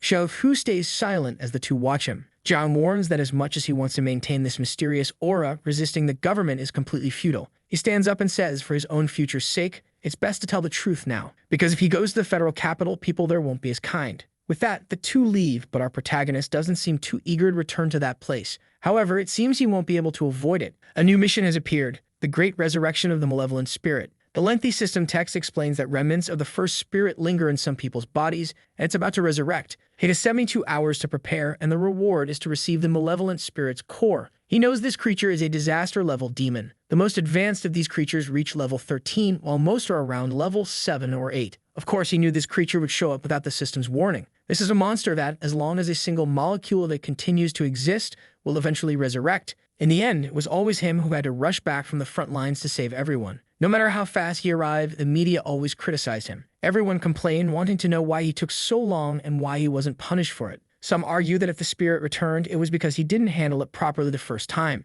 If countless people died because of this creature, they said he shouldn't apologize. He had to present himself to the public, apologizing again in that life. But now, living as a monster, things are entirely different. The masked lord who would be judged in the future no longer exists, having abandoned his powers. And if now countless people die, that no longer concerns him. The scene shifts to Arthur, who asks Jiang what he thinks of the boy. Jiang replies that he retired from the front lines long ago, so he has no idea what he's talking about. But one thing's certain, in all his time there, he's never seen a young person with such power. Judging by the marks on the Kaijian building, he possesses incredible speed and terrifying strength. Even the sword he used seems strange. He's definitely not a one-specialty hunter. He likely has multiple professions. Arthur asks if this is what people call a genius. Normally, most hunters cap at level 6, but this guy killed level 6 fighters and is still young. Jiang says maybe he is a genius, but a foolish one, having thrown his life away for the idiots at Kaijian. The man agrees, mentioning that this union even put the masked lord on trial, so they can't put anything past them. Compared to that, they wouldn't hesitate for a second to end this genius boy's life. The scene then shifts to the capital city of Xing. Due to humanity's struggle, they managed to recover from the Age of Darkness. However, while some cities still live in the 20th century, others have already advanced into the 21st. The city of Xing is known as the science of the future. Indeed, officials comment that it's extremely violent for someone to have killed so many people like that. Such a brutal killer must still think he lives in a barbaric age. Returning to President Xiao from earlier, he notes that the boy has some talent. However, others pound the table, arguing that talent doesn't matter if he acts like this. If they don't punish someone who behaves this way, what will the public think? They must make this public and deliver justice for all the victims. One person is fuming because he used to make a fortune from Kaijiang's existence. Xiao agrees, saying the best option would be to send this criminal to the front lines. The man appears dissatisfied and asks why a public punishment isn't being considered. The people funding him won't be pleased if this man isn't held accountable for what happened. However, Xiao calmly tells him to stay quiet as there's something more important to discuss. He wants to know why, to this day, no one has found any information on the masked lord. The room falls silent. The blonde-haired man remarks that for a person to vanish without a trace is impossible. He must be somewhere on this earth, and they must find him as quickly as possible. The lack of information leaves them all worried that they may someday be ambushed by the masked lord. The team urged the boss to calm down, saying that the mask no longer had any power and wouldn't be able to do anything. However, Xiao, despite being a villain, wasn't stupid and said that if he appeared, it meant he had some kind of plan. Another member replied that even if he had a plan, he had given up so much power that he couldn't really do anything now. For him to seek revenge, he would need a lot of people by his side at this point. Alone as he was, they were immune to anything he might try. Xiao closed his eyes and said that this only meant he would eventually become a danger to their future. Xiao knew that now, as the president, there was no one above him, and the only threat would be anyone who could take him out of this position. One of the issues, however, was that to gain the support of everyone, he had to give up various perks and benefits to those council members. He then addressed the group once more, saying that for everyone's safety, they would need to fully control the mask. Another guy then said he understood and that it was time to discuss something more important at the moment. The demonic front lines were weakening and the number of creatures had increased by 32% in the last month. He now asked if, without that damned mask, things had really gotten worse this quickly. A trembling man replied that, unfortunately, yes. He asked if, perhaps, they had gone too far in the way they dealt with the mask. After all, even though he carried the title of Savior of Humanity, he never interfered much and wasn't a big problem. But Xiao, already angered,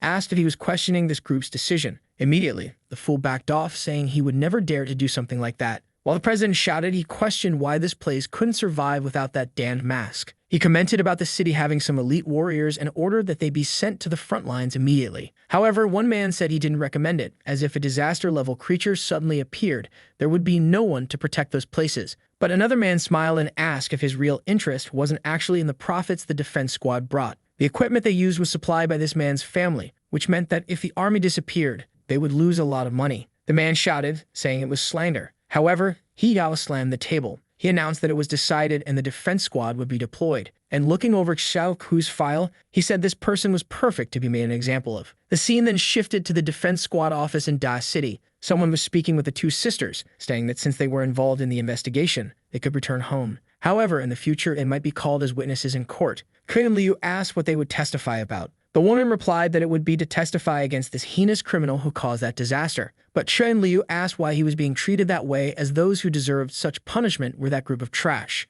Yes, choosing her words carefully, the army woman said that nonetheless he had killed a dozen people, so murder was wrong no matter what. However, Chen Liu insisted and asked if the people he killed were model citizens. She knew very well that they were a bunch of garbage who had ruined countless lives. It was then that Zhang appeared and said that she was right, and indeed, those people had destroyed countless families. He said they all deserved death, and even the military woman was shocked. Chen Liu made a face and Zhang approached, warning her that although they deserved death, they needed to be judged first. She then pressed, asking why they were not judged and had turned her life into darkness. The commander replies that even something that shines brightly can't always dispel all shadows. She then asks if he's saying that resisting is futile. Zhang stares at her for a second and says that actually trying to resist alone is futile. She grips the chair and says that if even resisting is wrong, then the very existence of that whole world is wrong. Stixie is there beside her, just thinking that although she's experienced injustice countless times, she'd never have the courage to say something like that in front of the captain. At this point, her sister says it's better for them to go home, and Stixie just agrees.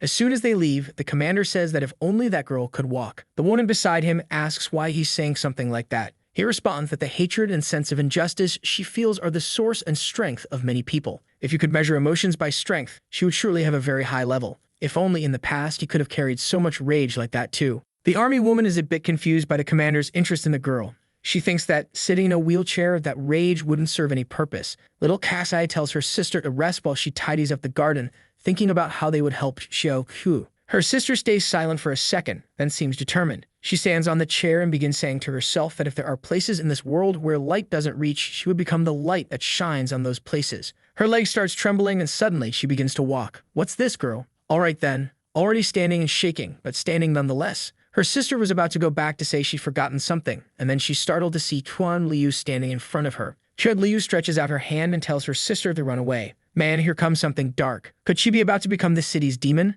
Meanwhile, at the defense squad in the city, everyone is angry about being sent to the front lines. Jiang shows up to talk to everyone, but that's when he feels something strange. He goes up to the window and says there's no mistake because he recognizes that energy. It was the presence of an evil spirit. Alarmed, the officers say something like that is impossible. However, Jiang just punches the glass and calls for a military emergency, throwing himself out of the building, saying he'd take responsibility for any mistake in this operation. Meanwhile, in another part of the city, a woman makes an announcement beginning to explain Xiao Qu's case, when a poor citizen looks at a flower and says that apparently spring has arrived. Maybe it was because of the warmth, but this year there seem to be more flowers than usual. However, when the wind blows, something is clearly being carried away. The guy is a bit confused, and then we see a giant bee. When it lands on the flower, some petals start to grow on its legs, wings, and even its eye. With that, the bee itself seems to turn into another flower on the flower. The city was calm, everyone relaxed. A friend places a hand on his shoulder and says it's time to go. But the guy is obviously already turning around with something sprouting from his eye.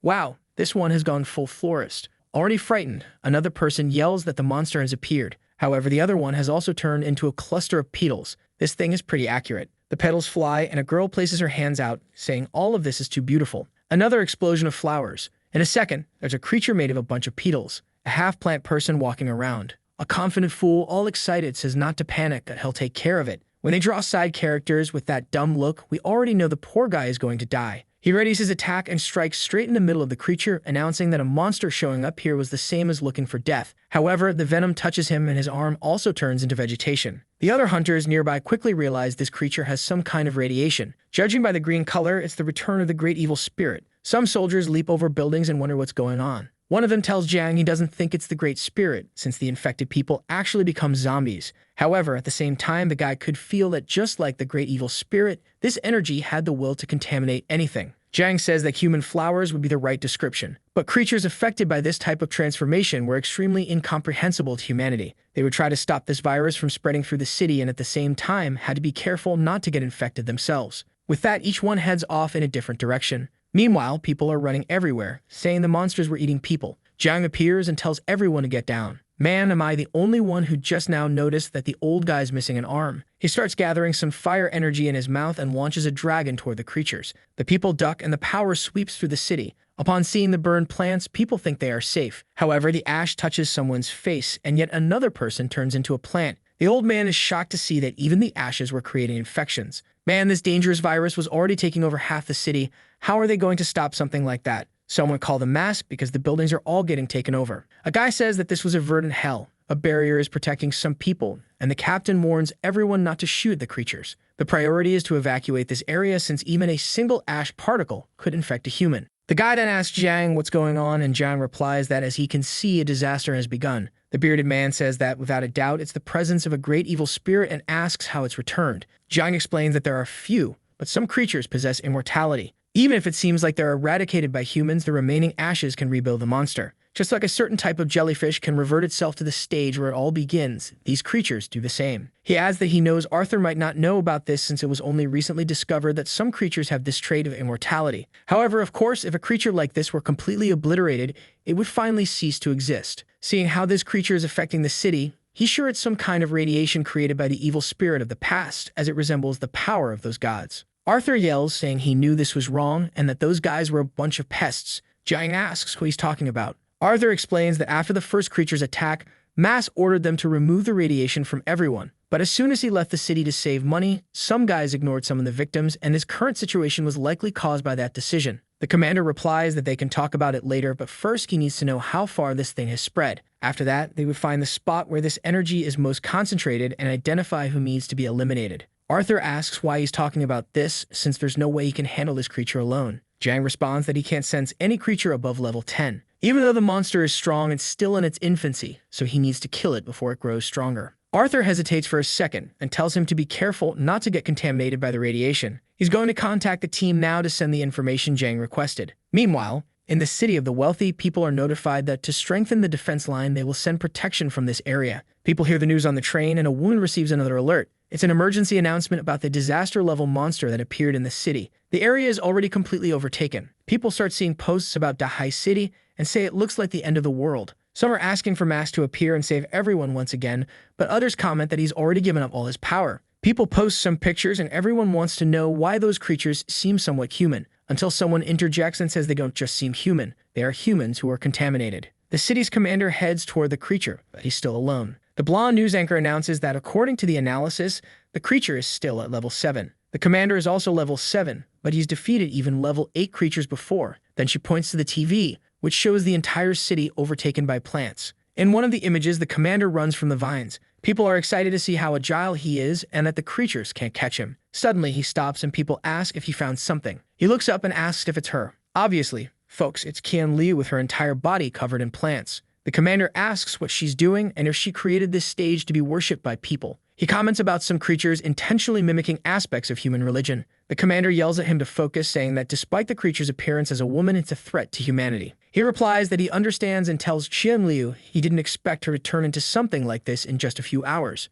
She responds by asking if he regrets it now. He says yes, and electricity starts coursing through the vines. He says he regrets not killing her while she was still in a wheelchair. Well, that's harsh, though not exactly fair. He jumps toward her, striking her head and tearing a piece off. Obviously, with these guys grinning like fools, thinking everything went right, clearly nothing actually went right. Jiang looks to the side and already knows the attack had no effect at all. Her head begins to regenerate. She looks back, telling him that it's all useless. She smiles in his direction, unsettling him with such rapid regeneration. Meanwhile, the guys in the helicopter wonder how they're supposed to defeat a creature like this. The commander, however, doesn't lose hope and says he'll finish her off once and for all. He unleashes a barrage of punches and her body is pierced through. But in the next second, she regenerates again. She asks if the light that shines on darkness can only do so much. He seems to feel something and suddenly tries to retreat. As he falls onto a building, he says he oddly felt an enormous threat. Behind him, however, someone asks if he left faster than he's arriving. He tries to move again, wondering why it feels like she's faster than him. Man, she's really fast. She was already behind him asking the same dark question. She says that at this rate, the people he needs to save would die long before he arrives.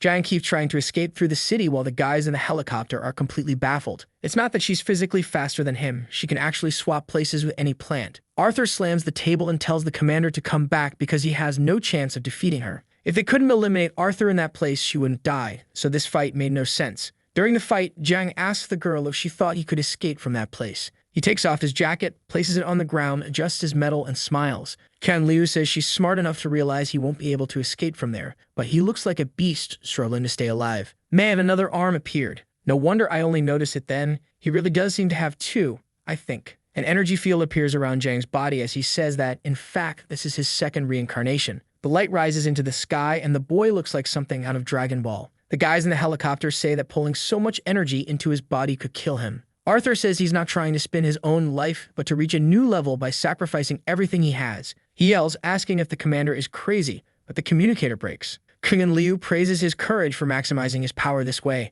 but now every cell of his is pushed to the limit and he'll certainly pay a high price for it. She smiles and asks if she's wrong. Jiang doesn't answer and leaps toward her. King Liu thinks it's pointless and she can instantly disappear. However, he reaches her in half a second and tears half her body away. She's startled to see that he's faster than even her own thoughts. The captain is in immense pain, and that single attack is tearing his body apart from the inside. But the guys are celebrating, saying he's too strong and will manage to kill the monster. However, Arthur knows that the creature wasn't actually hit. The energy fluctuations hadn't disappeared but were only increasing. It was now clear that Commander Jiang stood no chance against that creature. A guy with glasses asks if he's sure. Arthur mentions the giant from a Greek legend named Antaeus, a mythical being who would never be defeated as long as his feet were on the ground. This mutated creature was like a version of that legend. As long as it was in the city overrun by plants, it was impossible to defeat her. Realizing there were thousands of vines there, the team feels utterly hopeless, until one of them gasps and says the energy level was increasing extremely quickly, in the blink of an eye, and had become a level 9 disaster. Dai City had come to its end. Ken Liu says it's unbelievable that a human hunter burned his life away like that. Occasionally, she'd also dreamed of becoming such a powerful fighter that she could destroy everything before her. But even with all that power, he hadn't extinguished the darkness plaguing the city. She doesn't understand why he didn't act to save countless lives that have fallen into darkness. She keeps asking why and why again as plants start to grow. Numerous creatures begin to run toward her, and she seems to be absorbing everything. The barrier outside appears to be starting to break, and a soldier warns that they won't last much longer there. Then the plants glance to the side and start running. The soldiers cheer, thinking they're retreating, but one of them warns that this is far from over. He's covered by a shadow, wondering what it is. All the city's plants are merging into one. Green explosions occur, and little by little, Qian Liu opens her eyes. Man, she's gigantic now and as tall as a building. From one of the rooftops, Jiang asks if she wants to know the reason, and he tells her it's because that's how life works. A red energy appears beside him, and he says that in this cursed life, death has never been uncommon. But the attack he launches at her is easily blocked. Or actually, maybe not so easily after all. Or actually, yeah, easily enough. Man, I'm getting confused.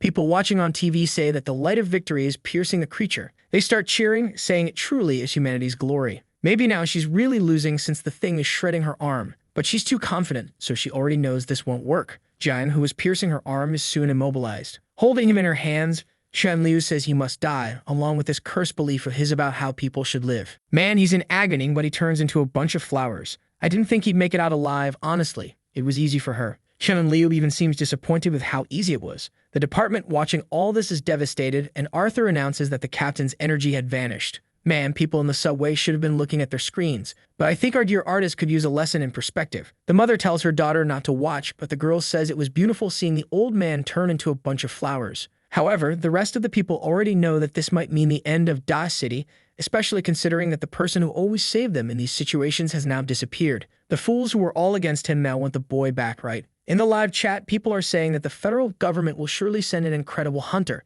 It's impossible they won't. Now in the comments, everyone's already saying they shouldn't have done that to Mask. In the prison, they're also announcing the attack and that the city will be evacuated. In one of the rooms, our dear Xiao Qu is listening to all this. Back with President He Yao, who slams the table, saying it's a bunch of useless people. The damn fools who always claimed they'd sacrifice themselves for the country are now running from this creature. The people seem to say nothing in response, and he asks if they've forgotten human glory. If no one fights to stop that thing, there's no way this world will continue. One of them then replies that maybe the biggest mistake was what they did to Mask. Yao is taken aback and slams the table again, until one of them mentions the nuclear plan, which would be the only way to save Da City. Obviously, the problem is that pollution and radiation would be terrible for that place. Others, in desperation, tell the president that this is surely the best decision at this moment to save humanity. He needn't worry because all the survivors would praise this decision that saved the entire world. Yao finds himself in a situation where he can't say no, until one of them reports that it looks like something is heading towards the battlefield. The president wants to know it's a hunter and what they're doing there. The guy explains that it appears to have a human shape, but is actually a monster. The prison had its roof destroyed. Obviously, what passed through there was a creature that left everyone scared.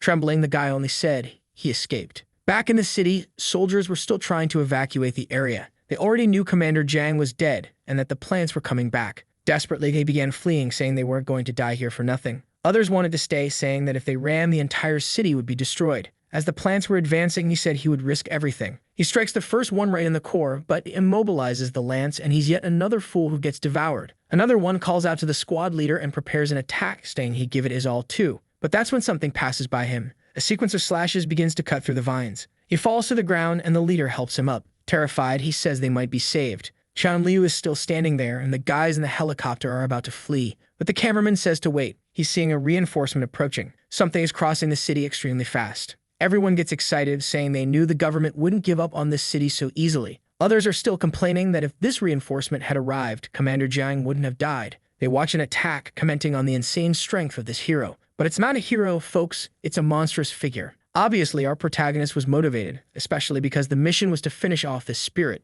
But even he is confused, as this creature's energy feels very different this time. The last one represented death and decay. However, this monster seems to represent life and vitality. He can sense that there is no sadness, only the will to grow with everyone. This creature didn't make others suffer, but instead made them reborn a life of joy, albeit in a corrupted way. And that's why he doesn't care what it is. He needs to obtain the core of the evil spirit to face those damned gods of the void, and whatever it takes, he will kill it. Xiao Liu closes her eyes and says it's terrible to live in this polluted world, so everyone should join her. They would be blessed with a world free from sadness, pain, and suffering. She now feels that she's no longer just herself, but connected to all those flowers. Anyone who assimilates with all this becomes something wonderful, regardless of their past status. Then she smiles, saying that soon more people suffering would join them and free themselves from this world. But she notices part of her consciousness is disappearing. She quickly wonders what's happening in the south, causing so many to vanish. She wants to know who the damn person causing all this is, and looking around, she sees our dear monster approaching. Xiao Qu recognizes her and says he never imagined it would be her. He keeps slashing and begins climbing the vines.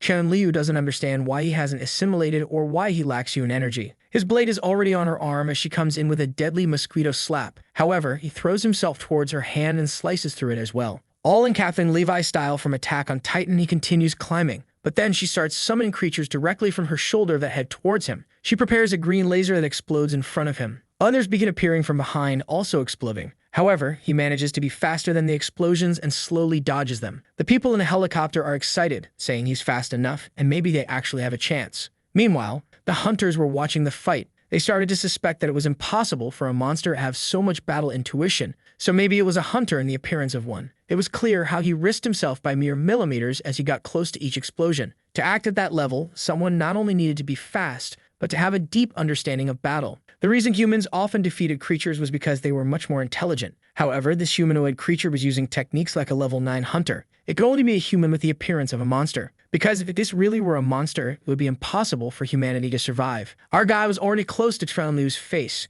Wings appeared on his back and he launched himself into the attack. Xiao Liu was shocked as he went for the strike. But those humans just criticize and wonder why he didn't just fly out instead of dodging everything. However, another person smiled, saying that this was actually the great element of surprise and she would never see it coming. He goes in for the attack and sends out a blood slash. Man, he hit her head squarely. The cameraman cheers, saying that finally someone managed to slice her head off. The creatures running on the ground suddenly freeze. Excitedly, the guy says that them stopping might represent victory. But they look at each other, repeatedly asking who he is. Her head starts to regenerate as Xiao Liu asks once again who he is and why the flying crow sword is in his hands. Xiao Qu says nothing in response. She says that seeing he's also a monster, they don't need to fight. He should just connect his power to everyone around them. Together, it could change all the corruption that plagues this dark world. She reveals the core of the demonic spirit to him, something that could only be used with the approval of the Great Spirit. Xiao Qu is confused since she's offering him the quest reward directly. The girl asks if, like her, he doesn't want to destroy all the filth of this world. Even if they have to search every mountain or the bottom of the sea, they would eliminate and destroy everything evil in this place. And if the darkness never ends, they would eliminate the whole world. And that's why she wants him to join her in building a new place for everyone. The volume of her voice alone makes the helicopter shake. Meanwhile, the cameraman is very worried, as it seems the monsters know each other. Xiao Qu, god of few words, still says nothing and stands there flying. But for him, the idea of protecting humans or working with monsters isn't something he's interested in. The only thing he wants to do is kill all the monsters, even if, in the process, he himself becomes one. He's willing to let the system do whatever it wants with him as long as it grants him more power. Xiao Liu closes her eyes and says that if he's there and not speaking, it's because he wants to kill her. So it will be a race to see if he kills her before she destroys this world. Her head bursts once again and is thrown far away. She sends out vines that capture him in midair, pulling him close. Man, she's coming in for the big bite. He deactivates his wings and activates his claws to break free. But he's already about to be bitten. Whoa, man, he almost went straight to the digestive system. Or maybe not, because he came out right at the back of her neck. Xiao Qu says that in his past life he had killed hundreds of giant monsters. He knows the reason they don't die is because the true body needs to be found. If it's not in the middle of the head, then it must be somewhere else. Exactly where you're thinking, man. Right in the middle of the back, obviously, right? Don't tell me you thought of anything else. Please don't. It launches a series of attacks. The vines begin to regenerate and green explosions go off everywhere. And he doesn't stop, man. Slashes here and explosions there. The mask is cracking. What's going on? How many frames will this have? He slashes here and there. The blue core starts to appear. Staying the energy, he knows he's finally found what he needed. His attack pierces through, and he finds the true body. She turns her back and takes the hit squarely. Whoa, I thought there would be a plot twist, but he really stabbed her. She says she never expected he'd make it this far. Xiao Qu pulls out the blade, but he's unfortunately completely out of energy. He was about to fall, but she catches him with a vine. She stares at him and asks what she's going to do. She realizes he seems more attractive than Mask. What's going on here, man? He's a little confused, and she smiles, telling him not to worry. She's already dead, but she's using the last of her energy to heal him. However, her gigantic body is still standing there. The poor cameraman is sure they've lost. Suddenly, the entire helicopter begins to shake, and the whole city trembles. Everyone's lying on the ground, confused. The sky opens, and something passes through the clouds. Man, the guy in the helicopter is a genius, immediately recognizing a nuclear bomb. Apparently, the high-ranking officials had decided to vaporize the city. At the same time, Xiao wonders what he has done. Looking up at the sky, Chun-Liu says they truly had no heart. Not only were the two of them considered monsters, but the entire city was being sacrificed. But before dying, she was going to make sure everyone saw who the bastards from the Federation were that took down Mask. She re-enters her own body, which begins to close up. With this, it starts to stretch upwards. The plants on the ground rush toward her and begin reconnecting. She continues rising towards the sky, stretching her arms. A gigantic tree begins to form as the bomb approaches. Man, I thought the tree was huge until I saw its scale compared to the city. The explosion happens at the top of the tree, illuminating the entire sky. Obviously, all the plants were incinerated. Some tendrils move toward Xiao Qu, forming a cocoon around him. Then the explosion sweeps through the entire city. I don't know if that tree managed to protect much, though. The whole place is shaking and things are being thrown everywhere. At least the barrier is holding. Finally, it seems the explosion subsides and someone wonders if it worked. Looking up, all they can see is the trunk surrounded by smoke. But most of the tree has been obliterated. At the base, they say that much of the energy has dissipated, and Arthur is surprised to hear that the creature has been eliminated. He celebrates, telling Commander Jiang that Das City has been saved, while the poor man's jacket is just floating there with its medals. People are confused, especially since they saw the creature defend the entire city. A man points upward and tells them to look. The tree appears to be splitting in half. It begins to break apart, turning into a mass of petals that drift over the city. A little girl says it's very beautiful. Her father tells her to be careful or she'll turn into a mutation too. But of course now there's no Qian Liu left to create any more mutations. Behind a rock somewhere else, our boy is holding her body. She opens her eyes and says she never realized how beautiful spring was. But friends, she's on her way to the next life as she fades in Xiao Qu's arms. At least his mission is complete and he will receive the reward. The core of the evil spirit appears in his hands. The item, called the Heart of Great Obscenity, is also Qian Liu's heart. He immediately tells the system to equip the item. At least he's not wasting time, man. He gets right to it. Digital blows appear around his body and he tells it to send him out. With that, he disappears from the scene. With the end of the calamity that was about to befall Da, everyone celebrates. However, as they cheer, "Long live humanity," something bizarre is happening. The humanoid flowers are turning back into humans. The crowd falls silent, watching this happen before their eyes. Soon, everyone begins to realize the truth. The bomb that was sent would only kill a bunch of transformed people. Online, people start discussing how many millions were sacrificed just because they didn't deal with that monster. Or worse yet, they ask why the bomb was sent if the creatures had all stopped moving when it arrived. Another person comments that all of this is because they got rid of Mask, who would have wiped out this problem from the start. In an instant, public opinion is changing completely. However, just like in some countries I've heard about, censorship is strong and the tweets are all being deleted. Public opinion vanishes without a trace. Back at a meeting in the main city, a man tells the president that no matter how much they try to control opinion,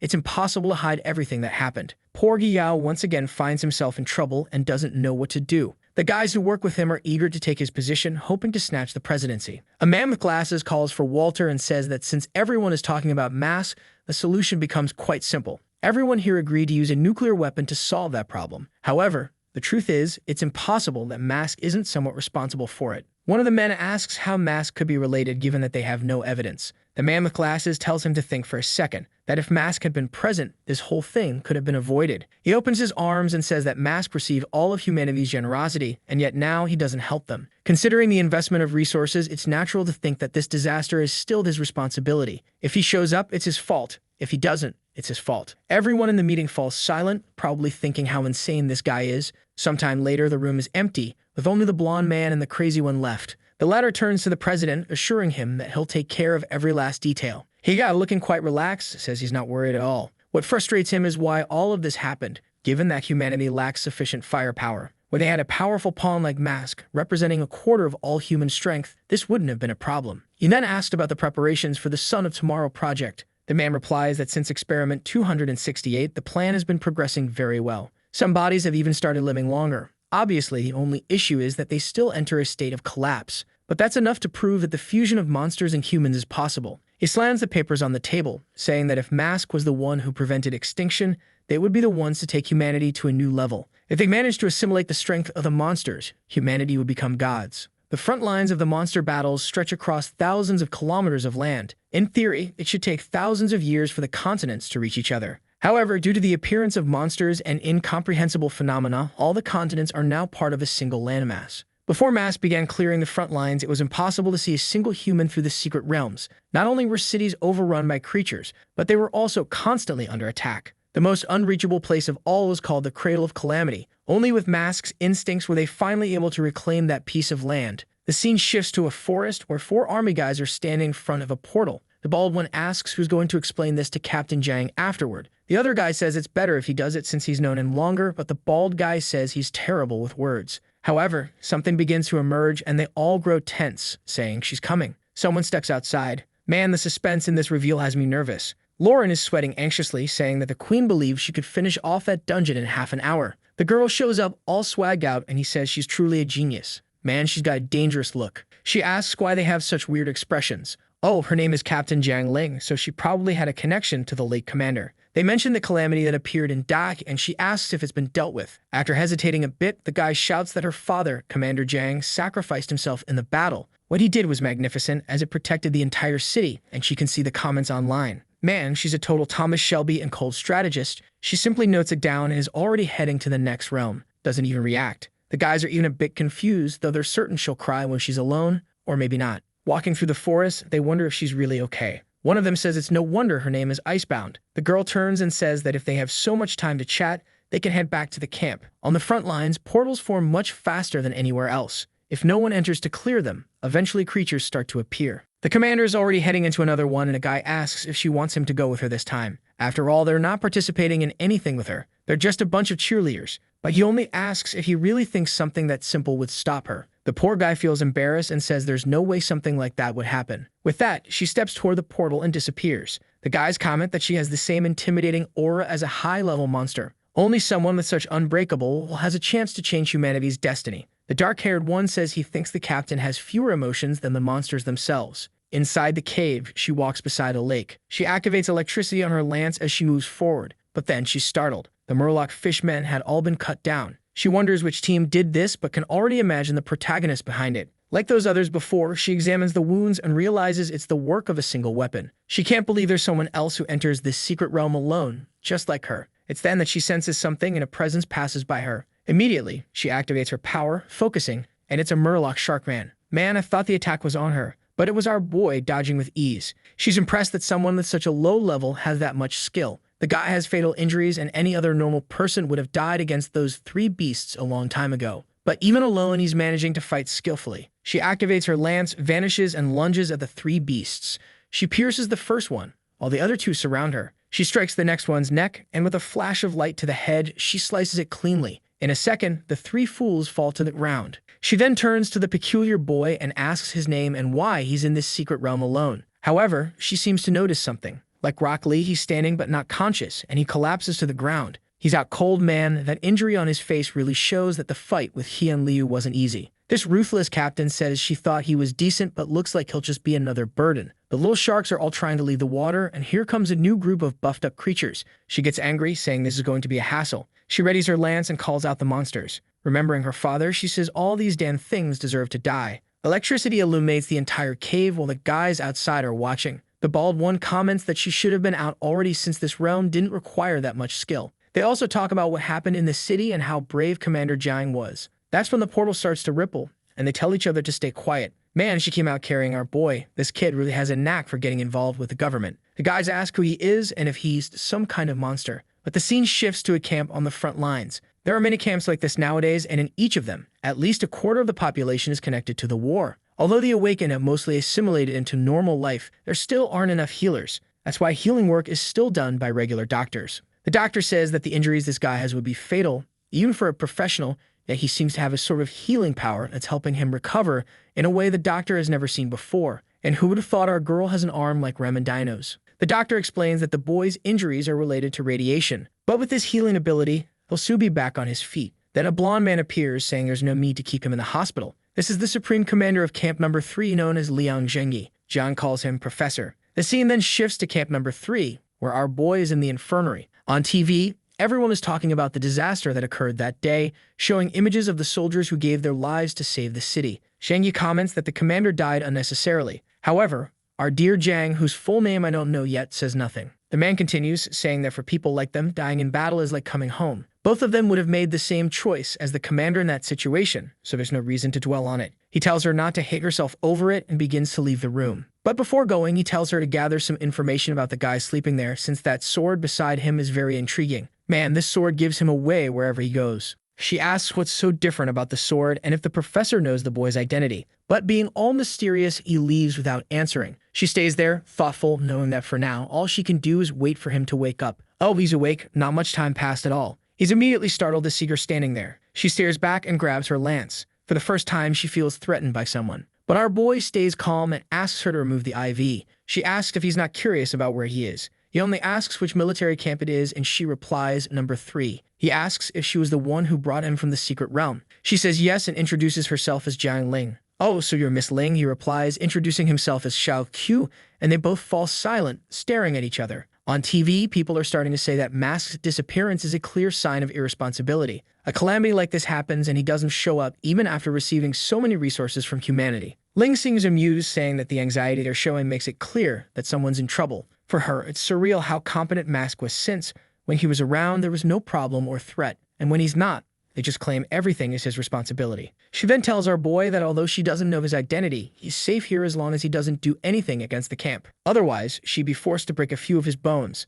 Boldly, he says she wouldn't be able to do that, leaving her confused. He repeats that she couldn't break his bones because she wouldn't be able to beat him. She grits her teeth but says fine, and she'll just move up the date for when she gets to fight him. Then she says she can't stay there anymore since she has to go clear the next secret realm. I'm still impressed when I see that combination of biceps and a slender frame. As soon as she leaves the room, the guys ask why the commander wanted to bring this man to this place. They keep asking which team he's from and why he was alone in that secret realm. The bald guy wants to know his name, and she just says, Xiao Qu. The guys say the name sounds familiar, like they might have seen it on TV, but they can tell that the captain seems unusually irritated today. Just then, our boy steps out of the room, and they take a look at him. They ask if he's okay and where he's going. He replies that he's heading to a secret realm, and the guys ask if he's lost his mind. Xiao Qu's heart is beginning to assimilate with the core he consumed, and now he feels his body demanding the life force of others. He needs to kill monsters to absorb their vital power and start healing his wounds. One guy tells him to wait, saying he can't enter a secret realm without a team. But another voice tells them to let him go, as one less secret realm benefits everyone. It's the Supreme Commander who steps in front of everyone. He always has that smug look like he just passed gas.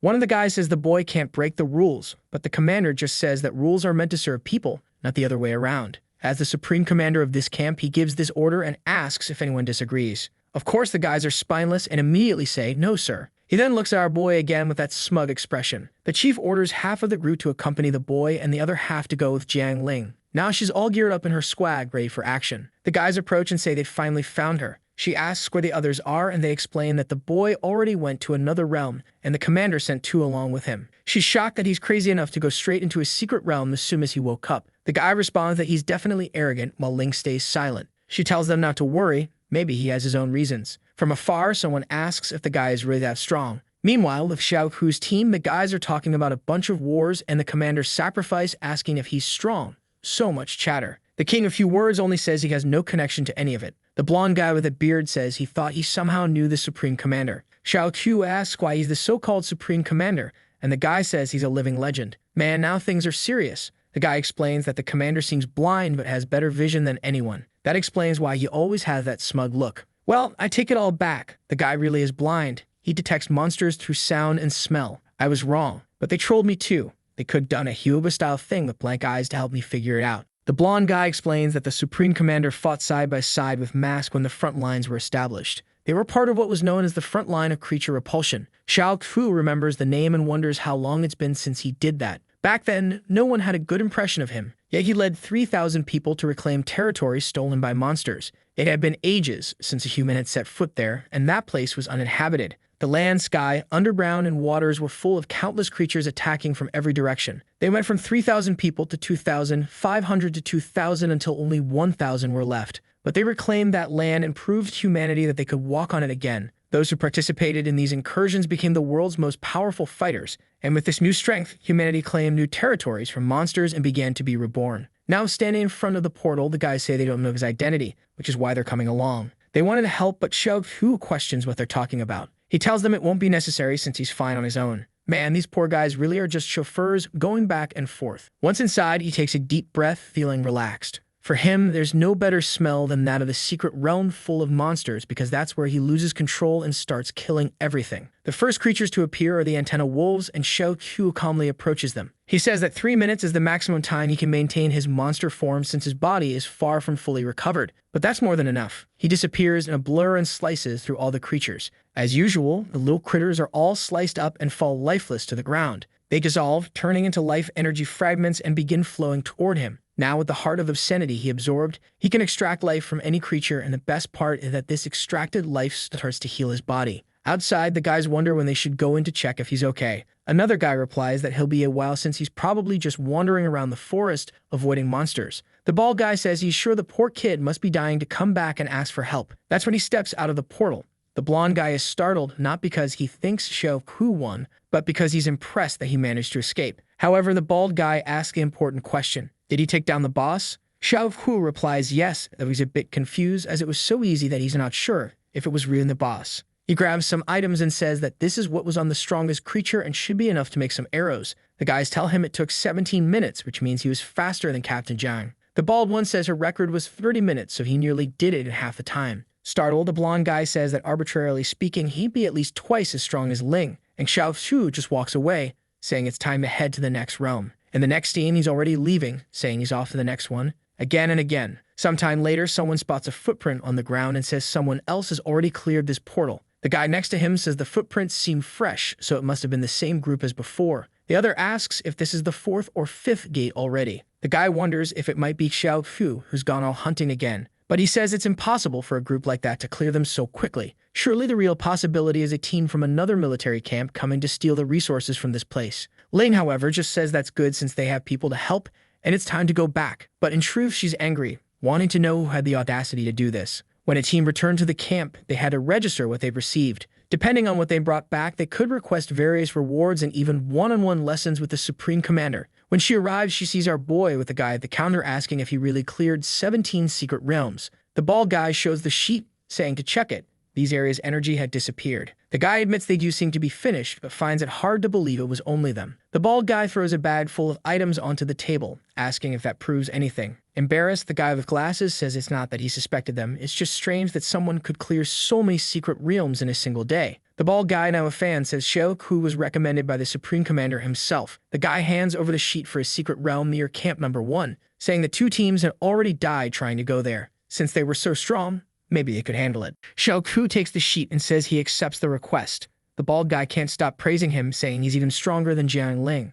Of course, the guy at the counter coughs and tells him to take a look behind him. Man, he better run. She's got those strong arms. The bald guy, feeling awkward, says he's just saying this stuff to keep Xiao Qu motivated. Then another guy grabs the sheet and points out that the areas listed are exactly where they went and found nothing. Jiang Ling asks Xiao Qu if it was him, and he confirms it. She says now she understands why he was so confident even when he was unconscious in bed. Our boy is starting to wonder why it seems this woman has something against him. She then says she heard about the request for this dangerous place and also wants to accept the challenge. She wants to see which of them can kill the boss first. With that, her group leaves. The bald guy congratulates Xiao Qu, saying he revived the captain's competitive spirit. Xiao Qu looks at the sheet and says he now understands why the system wanted him to come here. He has vivid memories of the incident that happened around this time in his past life. He's silent, and the blonde guy seems to notice something, that face and that blade. He finally knows where he's seen someone like him before. The scene shifts to the main office of base number 3. The blonde guy tells the commander that it's exactly as he heard. The commander responds that it's unlikely a convicted killer from Da City would be in that place. However, the blonde guy insists, saying he observed him all day and is sure that his fighting style matches that of the condemned assassin. He has no idea how the guy ended up there, but he's certain it's the person they've been looking for. The chief responds that he understands and will observe how he acts alongside Miss Jiang tomorrow. For some strange reason, the blonde guy wants our boy to be guilty. This way he can report him and come out as the one who protected the base. But honestly, I think they wouldn't make it out alive. Sometime later, the scene shifts to the front of the portal. Everyone is begging Jiang Ling to let them go with her since it's so dangerous this time. She knows they're worried since 2 teams have disappeared there, but as always, just like our boy, she ignores them and starts walking. Or not. Look at how humble she is. She looked back and told them to follow, but she warned them that the competition was between her and Xiao Qu, so no one should interfere. The blonde guy with the beard is there, confused since the commander said he'd show up, but he hasn't arrived yet. It's a shame, but he can't wait as he also has to observe this. The group finds themselves in front of a massive tunnel. One of the guys raises his hand, noting that the temperature is normal, the humidity is stable, and there's nothing toxic in the air. But they quickly realize the place feels strangely cramped. If they got surrounded by creatures here, they wouldn't stand a chance to escape. A breeze then comes from the end of the tunnel, and everyone stares. The loudmouth mentions something, and now the creatures are coming. People start questioning why it feels like there are so many eyes coming toward them. Emerging from the shadows is a pile of crocodiles stacked on top of each other. Jiang Ling steps forward and readies her lance. The crocodiles charge, but she simply extends her arm and activates a lightning spell. An electric laser shoots forward, filling the tunnel with smoke. Once it clears, the tunnel is clean. The bald guy is impressed, saying that with one attack, she wiped out everything they were afraid of. She tells them to hurry up, and the bald guy tells our boy to be careful because this time the captain isn't holding back. But Xiao Qu doesn't even know why he's competing this way, finding it all rather foolish. They continue down the tunnel, and after a while, someone comments that they've been walking for 10 minutes without seeing anything. Then Jiang Ling stops once more. She says they passed the region where the 2 teams lost contact. However, they still haven't found any bodies in this place. A guy suggests that if they lost to those crocodiles, they might have been devoured or perhaps wiped out by an attack like hers that left nothing behind. Then someone asks if they heard that. He's pressing his ear to the wall, and people ask if he's gone mad. But here comes something else. The tunnel starts shaking and a gust of wind blows. This time, what appears is a massive alligator 2.0 running toward them, so big that it barely fits in the tunnel. Jiang Ling wonders why they seem so scared. Maybe that monster has some innate ability that creates intimidation. Too bad for it, though, because a pathetic trick like that isn't going to work on her. Meanwhile, Xiao Qu is just preparing his sword. He strikes the ground, and that's the end of the chapter. Man, don't do this to me. Jiang Ling's attack goes straight for the big mouth. She pierces through, looking back as our boy plants his sword in the ground. He keeps pressing into the floor and pulls the sword out. Suddenly, the ground beneath the alligator starts to shake, and it falls dead. He briefly thinks it's a shame, as if he were alone, he'd be absorbing these creatures. Wait a minute, I just realized. He killed the one below, and she killed the one above. So there were 2? I'm just as stunned as those guys who fell backward in disbelief that there was one underground too. Jiang Ling then asks him how he knew there was a creature below if none of them felt any tremors, but she realizes she was too focused on the one in front. If not for Xiao Qu's presence, her subordinates might have been attacked. Xiao Qu replies that there was a slight tremor. In this type of dungeon with no exit, it's common for creatures to approach from below. The guy with his ear against the wall says it's insane that he heard something since even when focusing, he couldn't hear anything. For Xiao Qu, though, was easy. After all, when he fought against the gods of the void, he had to know where the creatures would teleport, which was much harder. The big bald guy opens his arms, saying it's amazing how skilled both of them are. However, Jiang Ling tells him to calm down because that wasn't the boss yet.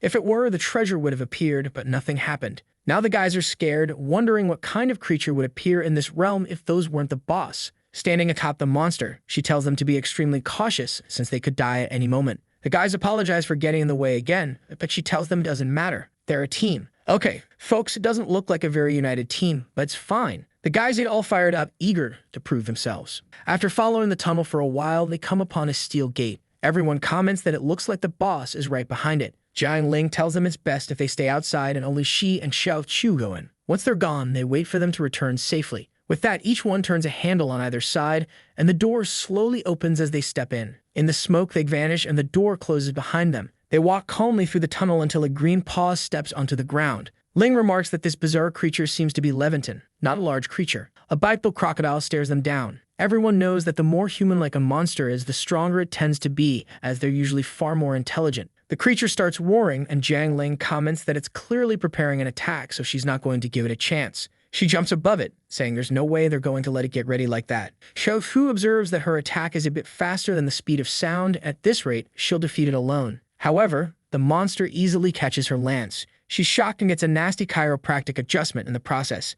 Looks like our boy is going to have to save the day, but not before she pulls a pistol out of her pocket to shoot it in the head. With a purple glow on the weapon, a laser pierces the monster's head. Man, I thought that wouldn't do it, but it seems the big guy is dead. I guess that wasn't the boss. Xiao Qu approaches, telling her that she took too much of a risk and asking if she always fights like that. She replies that the more you risk, the more you gain. Our boy says he agrees, and she realizes he's just as crazy for agreeing with such nonsense. Then she looks over and notices that inside the crocodile there appears to be a person. She recognizes him as someone named Christian. Xiao Qu asks if she knows him, and she responds that this guy was part of one of the two teams that disappeared in this place. Something about this secret realm is very strange. That's when a bunch of blue crocodiles appear. You can already guess that there's probably a bunch of people inside these creatures. The crocodiles start roaring, and the two charge forward. Jiang uses the same slash with her lance, striking the ground and shaking everything. She then follows up with a slash that's even stronger, slicing 4 of them in half. One takes advantage and tries to come at her from behind. I thought our boy would save her, but she's strong enough to defend herself, spinning her lance and striking it in the chest.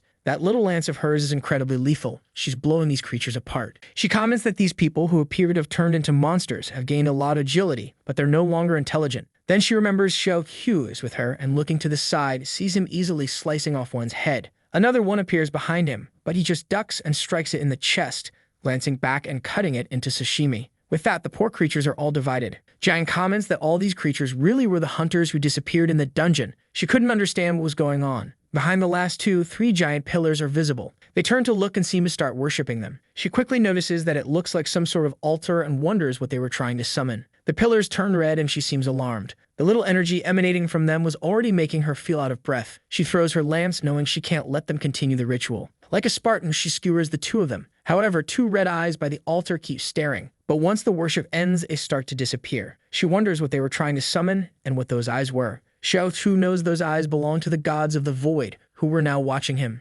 After all, they are old acquaintances. A while later, they finally leave the dungeon. The group comments that they knew they'd succeed and asks how strong the bosses were. She replies that she'll explain everything later because there's something extremely important she needs to report to the commander. The group seems unsure of what to say, until someone points out that it won't be necessary because he's right there. When everyone looks, it's the commander. Whoa, he arrived with an army. For what? One of them asks the same question I'm thinking. The commander tells her not to worry. It's not about her. He turns to Xiao Qu and says that on the other hand, he might want to start worrying as they already know he's the murderer responsible for the massacre in Da City. The whole group focuses on Xiao Qu, wondering if it's true and why someone from such a distant city is there in the first place. The blonde guy says there's no reason to doubt it. He's reviewed his profile countless times and is sure this is the person. Jiang Ling seems to be getting angry, and Xiao Qu simply responds that it's true. He's exactly who they think he is. The blonde guy gets excited, saying he knew he was onto the right trail. Xiao Qu asks if he'll be arrested and sent to Star City. The commander explains that according to the law, it doesn't matter where a fugitive is found. It must be sent to the front lines. However, there's a small detail.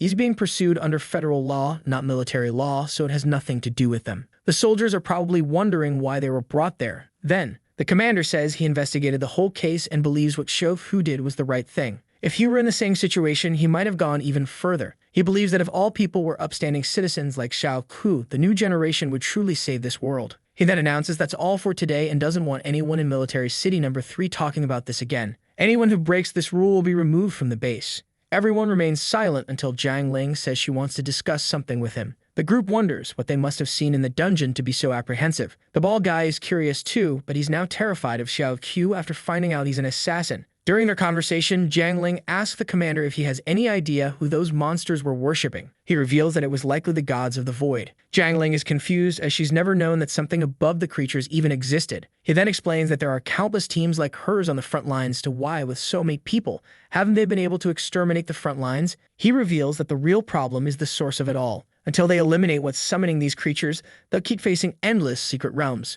She then asks why they don't just eliminate the source and put an end to it. He says it's because killing a god of the void or a monster god is extremely difficult. Probably the presence she saw on the altar was one of these beings. He explains that these creatures hide all around the planet and are just beyond the countless portals. They become unreachable since even a single breath from one of these beings is enough to create countless secret realms. Jiang is puzzled that such a creature could exist with a power level even higher than a disaster-level creature. The commander then tells her to stay calm. It's not as if they're sheep waiting to be slaughtered. Humanity has defeated many of these gods, or at least it can be said that one human has killed some. Jiang isn't stupid. She realizes he's talking about Mask. However, he then explains that the appearance of these creatures on the altar could signal a new monster storm coming. Such an event is known as a creature wave and has always brought humanity to the brink of extinction. Jiang is terrified because even in the days when they had Mask, a monster wave was already extremely dangerous. Now that he's stepped down, the chances of humanity surviving have drastically decreased. The leader then begins to leave, telling her not to enter any secret realms for the time being, that they'll assess the situation. The commander advises her to take a break because if she keeps fighting like a robot,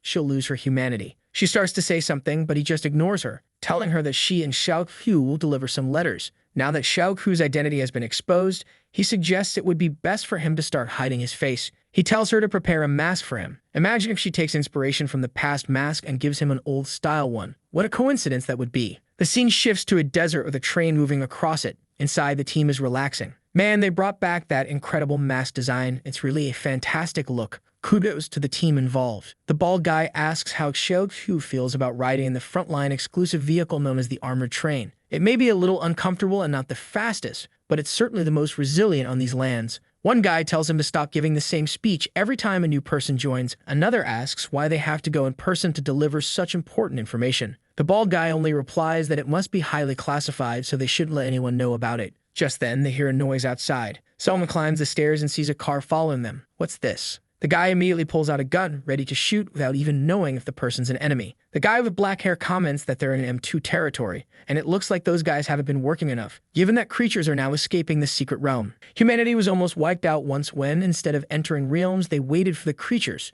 to emerge from them. The people in the car keep accelerating until one of them pulls out a bow and starts firing. That clears things up. I was confused about why he was shooting arrows until I realized he was aiming at the wolves behind them. They could have shown the wolves earlier to avoid confusing me. The archer says he's already killed over 30 of these creatures, yet they keep coming. The problem now is that he's out of arrows. Instead of moving away, he stays there, trying to find a non-existent arrow. Naturally, a huge wolf comes in for a bite, but a fire bullet slices through the air, exploding the beast midair. The people in the car cheer, realizing reinforcements have arrived. At least they're next to the armored train. How did they miss spotting a giant train beside them? Anyway, the folks on the train continue firing. They even puncture the poor car's tire. Things get chaotic as it skids. Suddenly, a gigantic harpy swoops down in front of them, but it doesn't last long and is killed almost immediately. The car overturns, the creature is dead, and the poor souls are crawling out. Only then do they realize they weren't under attack. They were being saved. The train keeps approaching, and the protagonist group starts moving toward the men.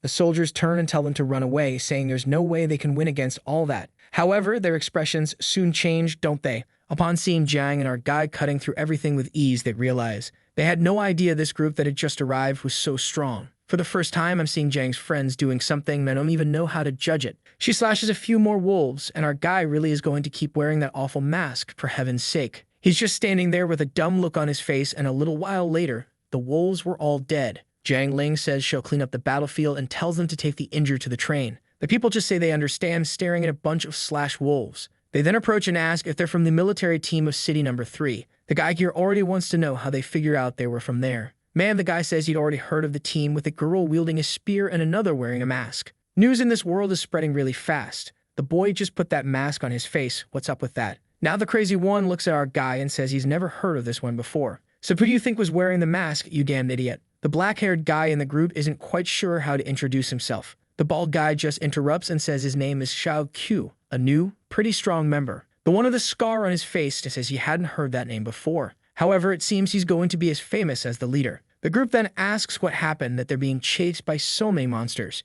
They explain that they were exploring a secret realm when suddenly an unusual number of monsters appeared. It thinks it's the fault of the office people who don't notify them about things in time. The seal on that place had already been broken for a while, but no one had noticed. Jiang asks what's going on with all these realm seals breaking. The guy explains that strangely, many realms are appearing at their base, so they can't keep up with them all. The plan was to try to manage for a while, but it clearly isn't working out very well. Jiang Ling starts wondering if this is related to the monster wave that's coming. She then says it's better for them to head to the military city right away. The scene doesn't change to that square, man. This little city is compact. At the top, a guy with binoculars watches and says he saw some teams leaving there, but no one was coming back. Of the 30 teams that went out to hunt, 3 came back today and 7 returned yesterday. So where had all the rest ended up? The guy says that all these realms opening up are making them work more. And maybe even they, the ones on watch, will have to get involved in this. Then the blonde seems to spot something. The desert train approaching. The guy then tells him not to worry anymore because they'll have to welcome these people from another city.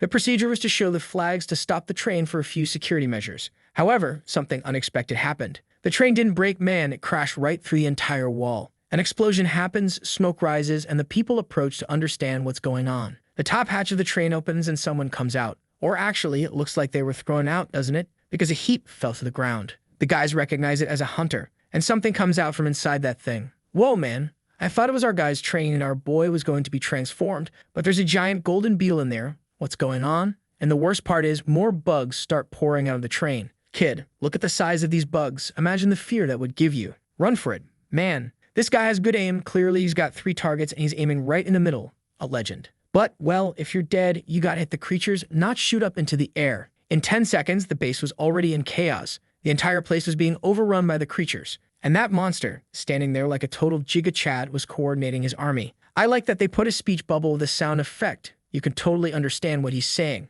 Now it's clear. That was a different train. And back on ours, the guy asks Jiang if she's really sure the monsters are going to attack the city. He says it's impossible because monsters don't have intelligence, and even if they did attack in an organized way, there's a Class 7 hunter in that place. She just looks away and says she hopes he's right. However, she knows that if it really is a monster wave, a level 7 hunter can't stop it. Even a level 9 wouldn't be unlikely to die in a situation like this. That's when her pupils contract. From a distance, they see Military City 2 engulfed in flames. The people inside already know something's happened. On the radio next to them, a message comes through saying it's from City 2. The person says the entire city is being invaded by monsters right now. They're begging for reinforcements or everyone there's going to die. The High Commander had already died, and they'd lost all control of the city. On the horizon, you could only see the smoke rising and explosions going off. Jiang Ling says that the city really has met its end, and maybe this is that monster wave they talked about. But she orders them not to change direction and to keep heading straight for the city. The bald guy says this isn't a good idea since it must be swarming with creatures.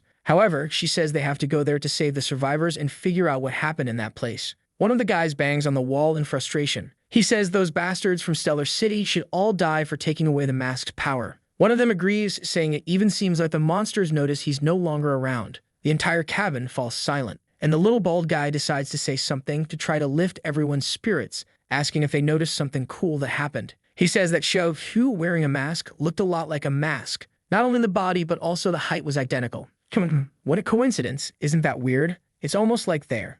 Our boy is standing there like a statue while they say it's the perfect cosplay. It's almost like he's the real one. The bald guy puts a hand on his shoulder and asks if he feels like the real mask right now. Our guy says yes and says that he is the masked man. The guys go silent and start saying they want a signature, an autograph for their brothers who love him. I'm not sure if they're serious or trolling here. I'm confused, folks. I think they want to pretend Xiao Qu is the new mask, right? But they don't know that. Actually, never mind. Jiang Ling tells him not to disappoint anyone with this new identity of his. She then glances outside and sees the city engulfed in flames. In the sky, a swarm of bugs is flying, and she wonders if that's what wiped out that place's military strength. Then, from a distance, they see a group running, crying for help. They were a few soldiers and the last survivors from the city being chased by the golden beetle. With her sharp reflexes, Jiang Ling fires 3 headshots and Aspes of Valorant films the move. She readies a spear and nails 2 more. Man, now she's turned into Leonidas. She's got some serious inspirations. What's going on, girl? The spear kept going, exploded in the sky, and made the bugs rain down. She's fierce. Now the rest of the creatures even ran away, and I would too if I were a bug. No way I'm dying like that. The people who were exhausted from running managed to reach the group. They thank them for the rescue, and she immediately asks what the situation is like in that place. A bearded soldier explains that it's completely destroyed and asks if they're really planning to return to base M2. He says that if that's the plan, she should think twice because the place is completely overrun by monsters, and there are no survivors left. The creature that killed the leader was a 2-meter-tall humanoid insect that took him down effortlessly. He goes up to Jiang Ling and begs her to spare her own life or she'll just die in vain there. She stays silent for a moment. Then she raises her spear toward him. They ask what she thinks she's doing, but she warns that those people were condemned criminals who had escaped. Apparently it's true because the fools look completely scared. However, the bald guy says that doesn't matter now. They need to focus on surviving. But Jiang warns them that these guys had killed the hunters protecting the civilians. The weapons they were using shouldn't be in the hands of these people, but rather in those of other hunters. Additionally, one of them had a bullet wound on his ear, proving he had fought against people, not monsters. The guys start exchanging glances, realizing they've been caught, and one leaps toward her. Yeah, and they were total fools, right? She just swung her arm and cut down both of them. The other one there is smarter, but he's definitely going to get a Leonidas too. He runs toward the civilian saying he'll have to take a hostage, but suddenly he's upside down. What happened? Whoa man, our guy sent out the flying blade. The body falls to the ground and the guy appears behind him, saying he now understands why he didn't recognize those three. One of them asks if they're still heading to base 2, and she says no since she's learned enough and they have too many people with them. However, the guy with the shaved head mentions that, unfortunately, the train was having some issues because they pushed it too hard. But then someone raises a hand and says that if it's a mechanical problem, she might be able to fix it. A cute little blonde girl says she's a mechanic. A bit later, smoke is already coming out of the chimney. The guy says it's incredible how quickly she managed that clearly on a master's level. She says she's nothing more than an apprentice and the impressive one is their leader. Jiang Ling then asks the girl's name, who introduces herself as Ebony Clark. Out of nowhere, after 58 Chinese names, we get an American one. She says her dream is to become the best mechanic in this world. With the girl's help, the train began moving again. They all gave up on the idea of heading to the 2nd Military District and wondered where they would go next. The options were District 4 or District 5. District 4 was close by and would only take 2 days of travel. However, the monsters had come from the north, which was exactly in that direction, meaning it was risky. That's why everyone initially thought it would be better to go to Base 5. But Xiao Qu and Ebony insisted they should go to District 4 since they didn't have enough fuel to reach Base 5. Considering the number of civilians they had with them, they decided it might be the best option. Xiao Qu was standing in the corner when someone asked why he was so interested in City 4. It was Jiang Ling who pointed out that she knew they hadn't yet figured out the fuel situation, so why had he suggested it earlier? The truth is, Xiao Qu already knows that place is completely destroyed. Even if they arrived as fast as possible, it would be impossible for him to save that city. He doesn't say anything and Jiang Ling just stares at him. She then comments that she heard he was personally captured by that person and asks what kind of person they were. The king, a few words, simply says they were a person. She's left speechless, especially since he didn't say anything meaningful for heaven's sake. Meanwhile, at another base, everything's already ablaze. A guy is being eaten by some bugs as they destroy everything. Then one of them is cut down in midair. Whoa man, I thought a hero appeared. But it turns out it was actually a villain, calmly reading his little newspaper. He seems to be studying the sun and the moon. Then he gets up and looks to the side, spotting train. He quickly realizes there are humans in that area. He prepares himself and flies in that direction, calling his entire army. In the train, a bunch of civilians are there, all terrified. A short-haired guy appears and tells them to relax since they're on the outskirts, and no creature would notice them there. Looking out the window, he says that black smoke makes him wonder how much has already been destroyed in that place. The people look downcast until one of them says that wasn't smoke. It was actually the enemy's army approaching. As soon as the bald guy goes to talk to Ling, she says she understands. If that creature was the one who killed the level 7 guy at the base, she isn't sure if she can even survive, let alone save anyone else. Man, the beast has such sharp vision that it's seeing her face in full HD from up close, and it immediately orders its army to exterminate the humans. Oh my friend, but your creature dies. You grab it in the air and rip off its little leg. I don't get it at all. Then it launches an attack toward the train. Wow, it hits the wheel dead on, making everything start flipping, the poor fool's spinning around inside the cabin, and even the poor engineer is dragged away. Or maybe not, since we've got the Giga Chad to save her. What's going on? Is everyone outside already? Well, the train's gone to the beyond. No, actually, it's heading toward the two of them, about to fall off a cliff, but they brace themselves. The two try to stop the fall, but even the ground is crumbling. Ebony is stunned that they're actually managing to hold back something that weighs tons. The people inside celebrate being alive, and she warns everyone to get back on the train and prepare to defend. She looks at the mechanic and orders her to fix whatever's broken so they can escape as quickly as possible. However, for Ling at this moment, human life isn't the most important thing. It's the train. That's because they need to reach the front lines and warn them about what's happening in this region. And in this situation, only the strong will survive to tell what happened here. Her spear is already flying through the air in the midst of the entire army. Once again, it's passing through everything, shooting electricity in all directions. Man, she appears mid-path, grabbing the spear and cutting down another bunch. The people below start wondering how it's possible for a Class 6 person to be this strong. They'd seen a Rank 7 commander fight, and even he didn't make it look this easy. Meanwhile, the whole field is filling with explosions, and the main boss looks to the skies. The folks at the cabin point and say they recognize the monster. That was the creature that had ripped the commander in half. Xiao Qu and Ling observe until she disappears in a flash and is face to face to strike it with her spear. The attack seems to go through, but it moves and vanishes in front of her. With its arms crossed, it's already at her side. She realizes it's way too fast and gets a kick to the gut. She plummets to the ground like a meteor, creating a crater on impact. The group yells for her, but the boss is already flying her way. It readies a scythe and comes in for the attack. The poor girl is immobilized. Or not quite, because she manages to grab her spear in time to defend herself. The problem is that even blocking part of the attack, the scythe is already close to her forehead. Then someone rushes in and lands a punch on the boss. Man, the creature is thrown far, crashing through a bunch of trees. Jiang Ling is confused and Xiao Qu says he'll handle it. Meanwhile, she's supposed to take care of the rest of the people. With no other option, she tells him he better not die to that monster. The creature is still being hurled through the trees. It finally stops flying for a bit and plants its feet on the ground. The perfect field is set for the two to face off. Slowly, Xiao Qu approaches. The boss asks why a human has the same scent as him. Xiao Qu simply says he's neither monster nor human. He throws his mask to the ground while activating power in his blade. His transformation then begins, and he says it's more accurate to call it an abomination. He places his hand on the blood raven and says he'll finally be able to use its true power. As soon as he transforms, the insect starts feeling fear. Its instincts tell it to make the first move before it dies. It immediately lunges to attack Xiao Qu. It appears from the side, aiming to hit him on the head. The punch lands squarely. The whole ground trembles and dust rises. But as everything settles, Xiao Qu is untouched. He asks the monster if that's all it's got. The boss is shocked for a moment and begins throwing a flurry of punches, Jojo style. Once again, dust rises, until Xiao Qu catches one of the punches and says that's enough. Now it's his turn. The creature has already taken the first hit and can only stand there watching. Man, with a single blow, it's already destroyed on the ground. Since when did our Xiao Qu level up? Oh, that's right, after absorbing the heart. The system announces that a monster chosen by the gods has been exterminated. This monster belonged to the god known as Deceptive Wisdom, and the raven blade begins absorbing the creature's blood.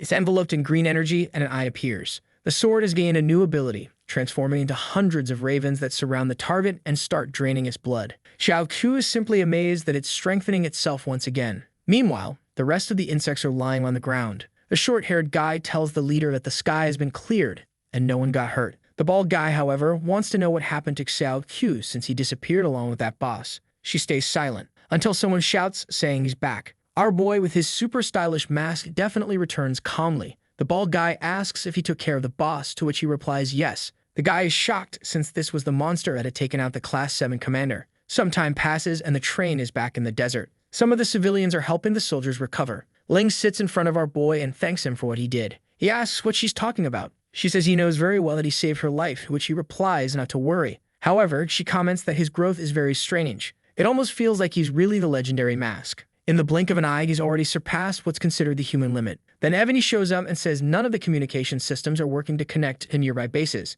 The issue, though, doesn't seem to be with the system itself. Jiang tells her to explain, and Ebony says something is blocking the signal from going out or coming in from anywhere else. It's as if some entity wants to isolate them in this desert. The system appears before Xiao Qu, and his worst fear is confirmed, as the mission is to exterminate the monster wave. The army will be led by a monster god and will attack all of humanity's front lines. The goal is to stop this wave, and the reward is to gain half of the transformation to become a monster god. The train keeps moving through the desert while they can't reach anyone. Then, all of a sudden, someone from Base L4 manages to send a message, asking them to respond. Ebony says that's strange since no one responded yesterday. Ling says she understands and tells her to go ahead and talk. She then picks up the phone and says they're from military base number 3 and are carrying a bunch of civilians on a train. The people on the other end tell her to seek refuge at base 4 since they had information that base 2 was wiped out. Ebony gets excited and says they can finally refuel the train. The group starts to relax, saying they finally got some good news. However, suddenly the radio beeps again, and a voice tells them not to believe any message coming from base 4. That place has already been overrun by monsters. Ebony is confused. It couldn't be possible that the creatures were smart enough to mimic a human voice. But Jiang Ling remembers those crocodiles with humans inside and realizes it could be something like that. She picks up the communicator and demands that the person explain what's going on with the base being full of monsters. The person says they're refugees who fled from base 4, which was destroyed 2 days ago. A wave of monsters entered that place, and stupidly, they opened the doors. Even the 3 level 8 commanders had already died in battle. The guy is shocked, especially since level 8 is the peak for a human, and those people even received the title of hero. However, the voice on the communicator just continues to beg them not to believe anything they hear. He gives them another set of coordinates and asks if they want to take the train to that location. But then another voice chimes in, asking them to come to the city for an interception. Now everyone on the train is tense, unsure of what to believe. They ask a leader what they should do, seeing as things are so chaotic. The group starts wondering if maybe the people saying the base was destroyed were lying. Maybe they were the monsters trying to lure them elsewhere since Base 3 had 3 level 8s. Jiang doesn't know what to think in this situation and asks Xiao Qu for his opinion.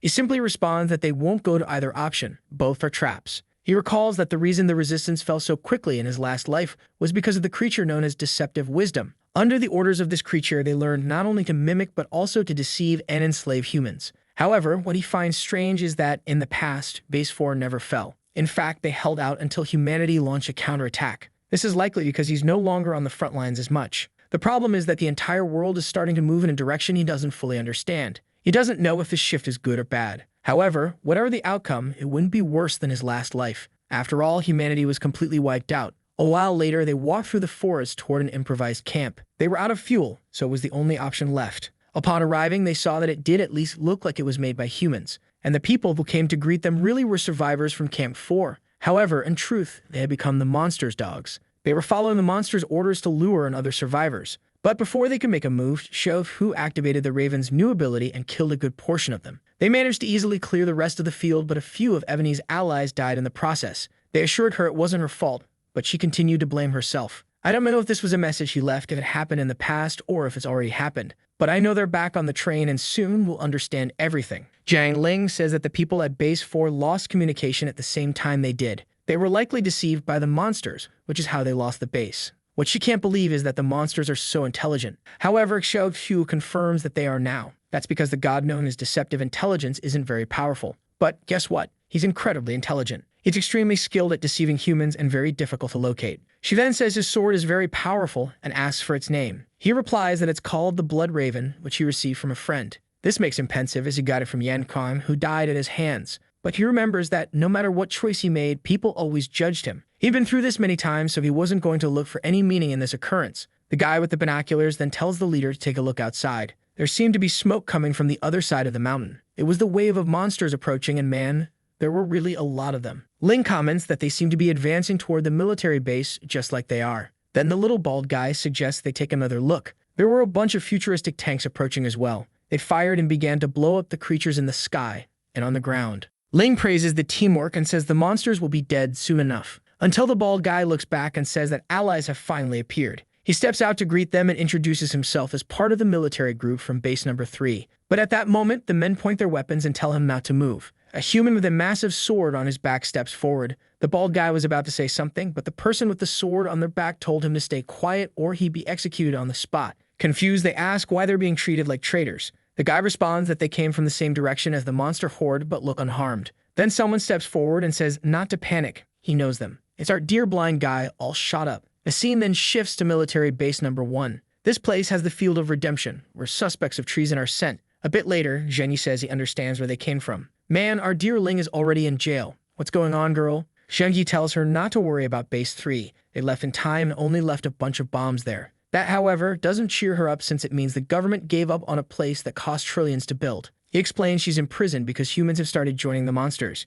She says not to worry because she understands and would do the same. The only thing she wants to know is if there are now really monsters as intelligent as humans. Zhenyi confirms and says it all seems to be the work of some of those god-level monsters. Unfortunately, that's all he knows, and she'll have to find the rest of the answers herself. For now, they'll stay locked up until they receive their next mission. With that, he leaves. She wonders what he meant by finding the answers on her own. She looks back. She's in the room with our guy. Too bad. There are 2 beds. I mean, good thing there are 2 beds. She asks why he's been looking at the military maps so much, and he replies that he's searching for an active volcano. On TV, an announcement is made about the rest of the Star City people who arrived to help the front lines. The announcement tells the frontline people not to be alarmed because reinforcements have arrived. Ling, however, is angry that even in a situation like this, they're more concerned about looking good to the masses. Still, it's impressive that they personally came to the front lines. Then a guy appears at the cell door and says their quarantine is canceled. What's this? They didn't even let them spend a single night in the dark cell. The guard starts handing back their weapons and says they'll each receive a few teams and missions.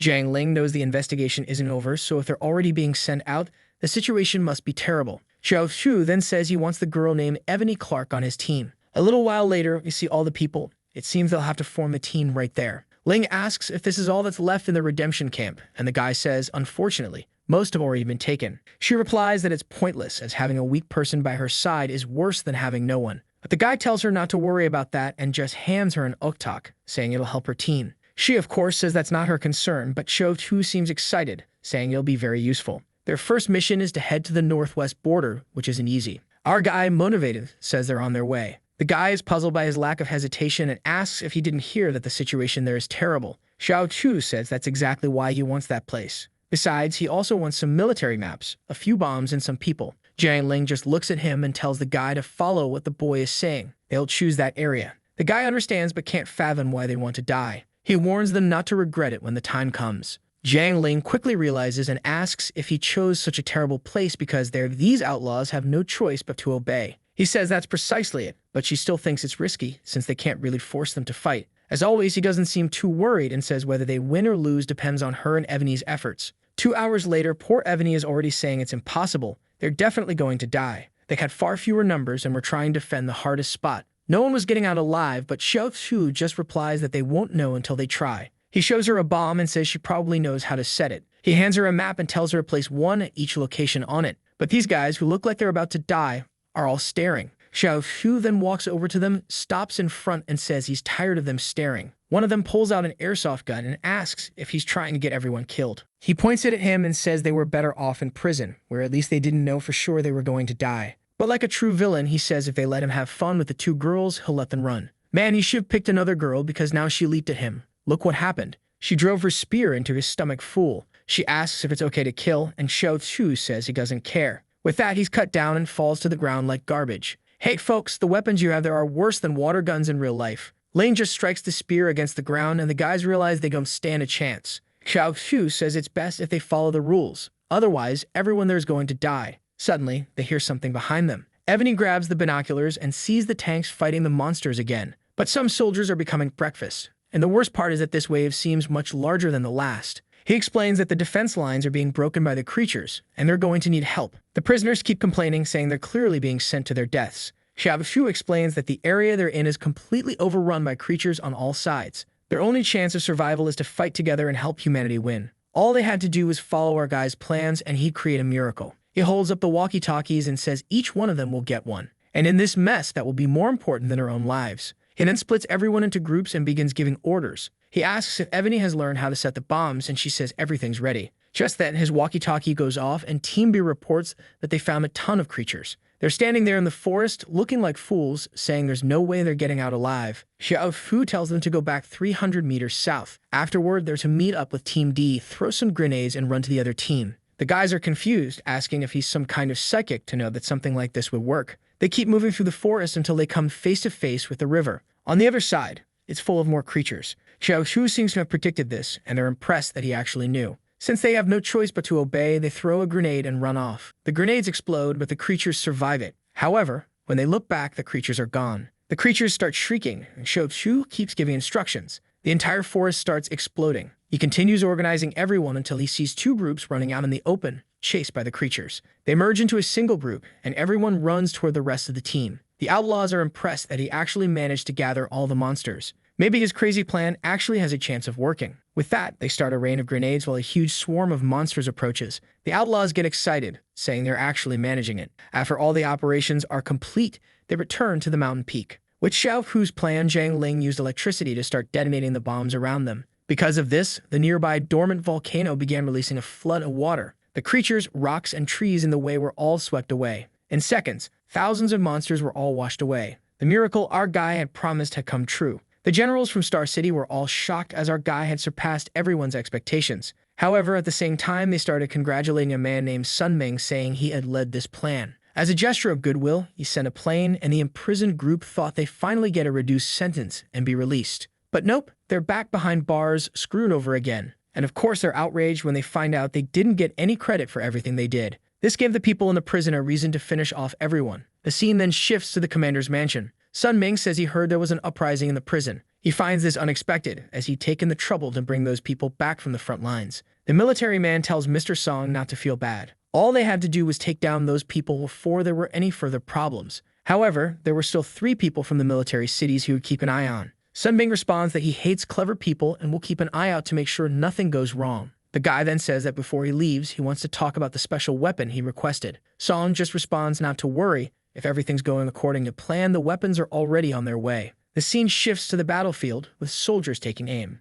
On the horizon, a cloud of smoke rises. It's another wave of creatures. The soldiers are terrified. Then a guy appears and tells everyone to fall back to the second defense line. One of the men tells the commander that they've just set up this line, so it would be madness to retreat now. But the commander simply says that reinforcements from Star City have arrived, so they need to obey orders. Someone with enormous calves steps forward and says they've received the order, so they need to clear out. The Trembolona army has arrived, likely with monster blood in their veins. The doctor checks them over and says they're good to go. Man, these guys are competing head-to-head with Mr. Olympia contestants in the injection department. Look at those heart rates.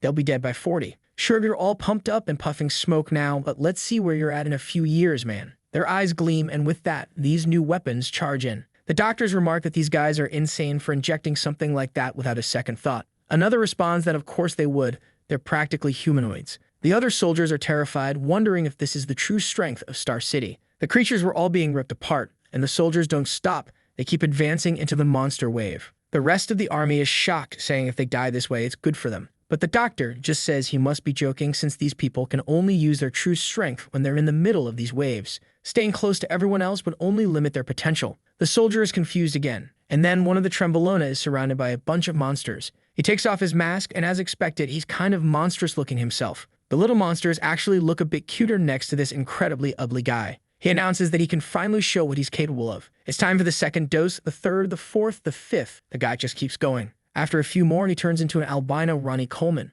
Whoa, man, his hands are already turning red. The monster charges at him, but he grabs it by the head and blows it up. He grins, saying the hunt has truly begun now. Excited, he starts finishing off several creatures. Together with his Mr. Olympia buddies, they're killing everything. Within seconds, hundreds of monsters have been taken down. The poor natural soldiers are terrified that they're making the monsters flee. Meanwhile, the doctors are excited, saying this test group is performing better than they imagined. Now, any regular human could become stronger than a hunter with a few modifications. A short time later, the monster wave has been exterminated, and the experiments return to the center of it all, carrying a head. He throws it to the ground and says that was the strongest one, so it must be worth something. The only thing he wants is to get to the second defense line because his heart's about to explode and he needs more blood. The doctor tells him to wait a bit because he'll need a checkup first, but then the ground starts to tremble. Looking back, the doctor is horrified. Now a truly massive monster appears. The Trembolona guys wonder where that monster came from. The doctor was about to say something, but one of them says it doesn't matter. He'll cut it down. He jumps at the creature and goes for the attack. He lands a hit, but is immediately shocked. He's been caught like a fool.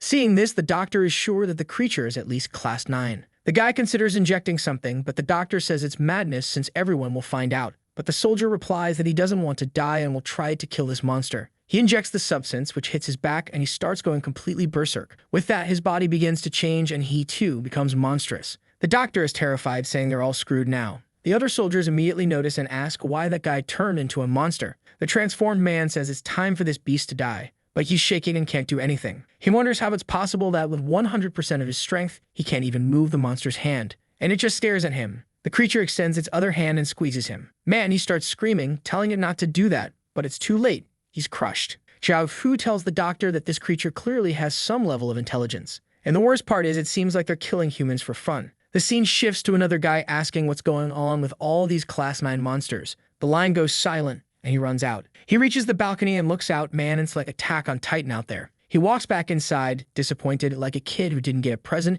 and tells Sam that it's impossible that so many disaster-level monsters are showing up. He wonders if the mask really killed so many gods of the void that as soon as he disappeared, this happened. Seeing Song, he realizes he probably shouldn't have mentioned the mask in front of this guy. But Song replies that he's right, the gods are attacking personally, because the mask himself can't believe they still want to blame that guy. Song then stands up and asks how many Class 7 hunters there are in the military cities. He replies that there are at most about 40 Class 7s and around 5 Class 8s. If it's Class 9, there are 6, including the 2 of them. Song says that if they gather all of them, they can stop some of these creatures. It's just a pity that he's there as a guest of Star City, so he can't be counted on for the resistance. The soldier clearly doesn't like this, and Song continues, telling him to gather the army and drop a few nuclear bombs on these creatures. The general, however, comments that this would kill a lot of their own as well, so it doesn't make sense. But the bastard just says it does make sense to sacrifice a small group to stop this invasion. The general is fearful, but knows he can't go against Song's authority. Besides, with this option, he won't even have to risk his own life. He then says he understands the orders and will prepare everything now. In the city, people are shouting to get on the walls and load their weapons.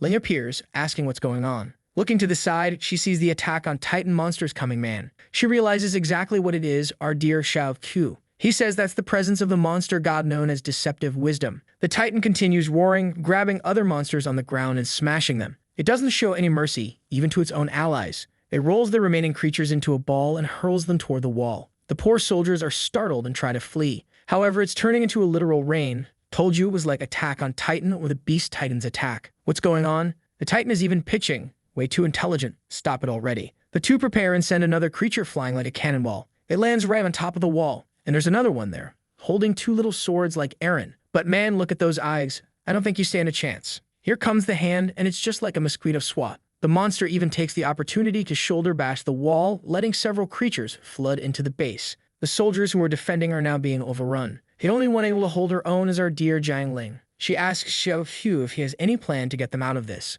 He says no, unless she can buy him an hour. Man, an hour. I don't think that's gonna work. After all, those two are completely surrounded. She says that if they both die here, it wouldn't be without honor. She readies her spear, leaps forward, and charges into the creature. From the edge of the wall, she sees a horde of creatures crawling up. She removes her mask, saying that even though she's always hated her father since her mother's death, she still sees his shadow every day, like in this electric energy she possesses. If it weren't for the mask she wears, she'd have been killed by her own power long ago. She doesn't understand why her father chose to abandon her mother during a monster wave and will never understand. But the time has come to ask him personally. Man, she goes in with swag, hurling herself off a wall, saying that she's not giving up her life here but trying to surpass her own limits. She falls like a lightning bolt to the ground, cutting through the creatures. She easily pushes through the monster wave and heads toward the big ones. She aims for a strike at the palm, and I don't think that's going to work, girl. Whoa, she takes a massive slap. Yeah, she really did, smacking her head on the ground. Thank goodness our dear Xiao Qu is there to save the princess. Well, at least we can say she tried, right? He's already carrying her and places her down to rest.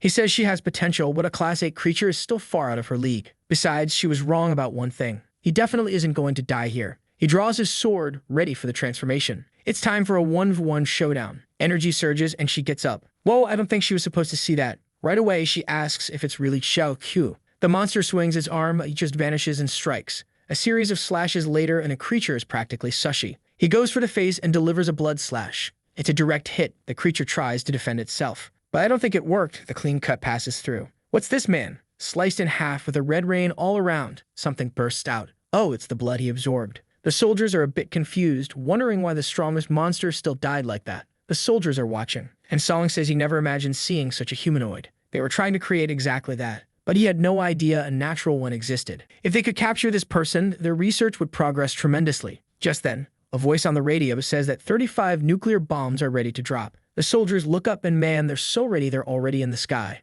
The poor soldiers start questioning if they're just bait to lure the creatures. Meanwhile, Song wipes his glasses, saying their lives have value. The Federation of Humanity will always remember this sacrifice. But then in midair, a purple slash appears and an eye opens. Song is immediately alarmed, recognizing it as a god-level monster. He finds it impossible since a void creature shouldn't appear on Earth. After years of fighting the gods, humans had started to understand a few rules. One of them is a sort of net that exists in the monster realm. Even a disaster-level creature is like a small fish slipping through that net. But a disaster-level monster is like a killer shark trying to pass through. Because of this knowledge, humans knew very well how to deal with gods. All they needed was a strong enough army to wipe out the secret realms that appeared, and Earth was safe. The only one against this idea, however, was the Mask, who said humans and gods couldn't coexist. His insistence on eliminating the gods gradually caused him to lose political relevance. But now the mixed rain was coming down. The god looks at the torpedoes, creating a void around each one. With that, everything disappears into the sky, leaving Song confused. The general knows that if it really is a god-level monster, they don't stand a chance. He sees Song leaving and asks where he's going. Song says that a god's appearance on the battlefield completely changes humanity's future. He must return to Star City now to relay this information. But no one's a fool. They know the bastard is just trying to escape. The commander, however, says he also knows many things from the front line, so he'll share some information. Meanwhile, Jiang Ling is wondering what that creature is. The soldiers are sprawled on the ground, and the monstrous creature is roaring up at the sky. But at the same time, there's a fiend darting around, sending out blood slashes. The monster lands a hit, sending him crashing to the ground. He lands all battered as the void god watches. The mask begins to crumble, and as his face is revealed, the monstrous creature trembles. The creature stares at him, and Jiang Ling immediately senses that the atmosphere has shifted as soon as she sees his face. But she can't understand why this god, who summons Class 9 creatures, is paying so much attention to a human. This treatment makes her almost believe he really is the masked man. The void god keeps watching as our boy simply glares back. Oh, you're shaking now, huh? Jiang Ling realizes that the god is clearly afraid. He begins dissolving into the void, disappearing, deciding to leave rather than stay. With that, the creatures he summoned disintegrate into rubble. The remaining monsters start fleeing, and finally the battlefield is clear. The soldiers cheer, saying they've finally done it. Humanity has been saved once again. Lying on the ground, Xiao Qu mutters that this damned god has always been a coward. He entered the Void Realm countless times in his previous life, but deceptive wisdom hid and never even showed his face. As soon as he retired and let go of his powers, the creature attacked. He never imagined the monster would be so terrified as to flee at the mere sight of him. But he got lucky, since gods are usually level 13. The creature probably wasn't certain he lost all his powers and chose to flee instead, which for him is great, as the mission to stop the monster wave is finally complete. The blood on the battlefield begins flowing toward him. He can feel this power consumed by the lust of desire. First, he needs to suppress this urge to destroy and devour everything. But suddenly, someone asks who he really is. Jiang Ling steps in, saying he's an ally from her team named Xiao Qu, who saved everyone. But the man points, saying it's clear that this guy isn't human but a monster. Song shouts, saying that regardless of what he did, his appearance makes it obvious he's not on humanity's side. He discovered that this guy was involved in the incident with the evil spirit in Da City, and now, once again, other creatures appeared. The military guys agree, saying he's right and that this guy is bringing disasters. But Jiang Ling insists, asking if they didn't see how he saved everyone. Even if he's a monster, he's the only one who could protect humanity at this moment. The commander, however, orders her to shut up, accusing her of protecting the monster. Since they're on the same team, he's certain they're all involved in this monster wave incident. As the frontline commander, he orders them all to be arrested. Man, I'm curious to see what happens. They're surrounded. The guy tries to slash Xiao Qu, but he effortlessly grabs the blade and sends both attackers flying. The commander foolishly thinks he'll win and goes in to punch him. But with a simple sword movement, Xiao Qu blocks the attack. The commander can't believe he's blocking so easily after that battle. Then, out of nowhere, Clingy Song comes in for a hug, but Xiao Qu grabs his arm and twists it completely. Ouch. Then he whips out his sword, giving him a taste of his own medicine. Think he's down? Nope, he's the monster here. Blood on the ground, looks like he's in a different Manhwa now. Our guy is cold-blooded, no feelings. He just stares down the fools and locks eyes with the captain. The captain, puzzled, orders the soldiers to capture him. But I doubt they'll last long either, as he summons the Raven Horde. He appears beside the commander, asking where he thinks he's going. The guy claims it's clear he's a traitor and wants to know what he's planning. Xiao Qu tells him not to worry. He's only going to do exactly what monsters are meant to do. He strikes again, spilling another bucket of blood. Jiang Ling is now terrified. Better stay silent, girl. Zhengyi, never one to miss an opportunity, punches the ground and apologizes for being late. This guy is skilled. His hearing and smell are sharper than anyone else's. He knew the truth from the start, and he welcomes the masked man back. He says humanity has been waiting for his return, and once they reach Star City, he'll get everything back. The front lines, the army, the weapons. He'll have control over it all again. But Xiao Qu, our guy of few words, doesn't say much, remaining silent. Zhengyi is a bit confused, sensing an aura around him. With that, Xiao Qu vanishes before his eyes. An announcement is then made, saying that with the help of the Union's forces, humanity has achieved its greatest victory yet. Over 1 million monsters have been eradicated, including 25 Class 8s and 12 Class 9s. They show photos of some sacrifices, saying that though they were numerous, it was a glorious victory. They even label our guy as a criminal,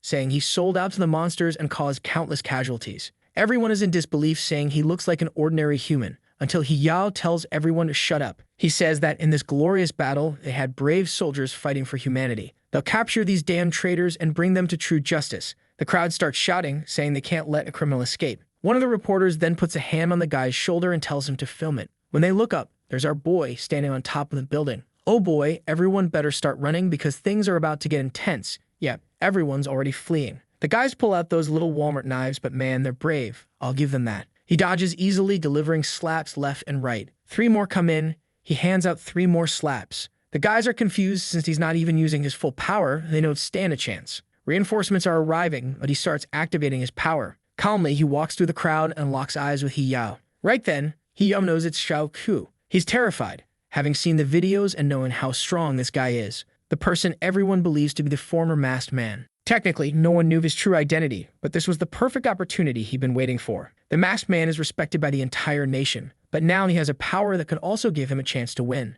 Xiao Qu keeps getting closer. Meanwhile, Yao whispers to himself that he has to act quickly. Our guy is right in front of him while Yao shakes, clutching his enhanced weapon. But Xiao Qu just ignores him and goes straight to the microphone. Yao collapses to the ground, petrified with fear. And with that, Xiao Qu reveals to everyone that he is the masked man. The crowd is confused since, until now, he was considered a criminal. The last person I expected to be surprised is indeed surprised, Jiang Ling. He tells everyone that he has returned, but not as some special hero, rather as the one thing humanity truly needed, himself. He says it doesn't matter if it's under the masked identity or any other, as he is the only solution to pull them out of this abyss. Clearly, his absence for just a short time showed that everything would spiral to an end without him. The crowd is stunned, saying that the masked man they knew was much humbler. But our guy continues, saying that out of pure fear of his power, they'd exiled him this way. Weakness isn't a sin, but arrogance is. And that's why this time he's not just asking. He's taking all the resources available to become as strong as possible. He announces that from this day forward, the entire world belongs to him. Man, he's aiming to become a true monster. The guy's got guts. Jiang Ling finally understands the words her mentor spoke back then and why Xiao Qu knew so much about the gods. I'm not sure if it's sadness or excitement, but she's crying. And strangely, the whole crowd is thrilled, saying the masked man has finally returned. Some even meal, praying to him. He's hyped, saying, I want to see those like on this video that helps Mamoru make more juicy content for his viewers, activate the cheeky little bell, and I'm out.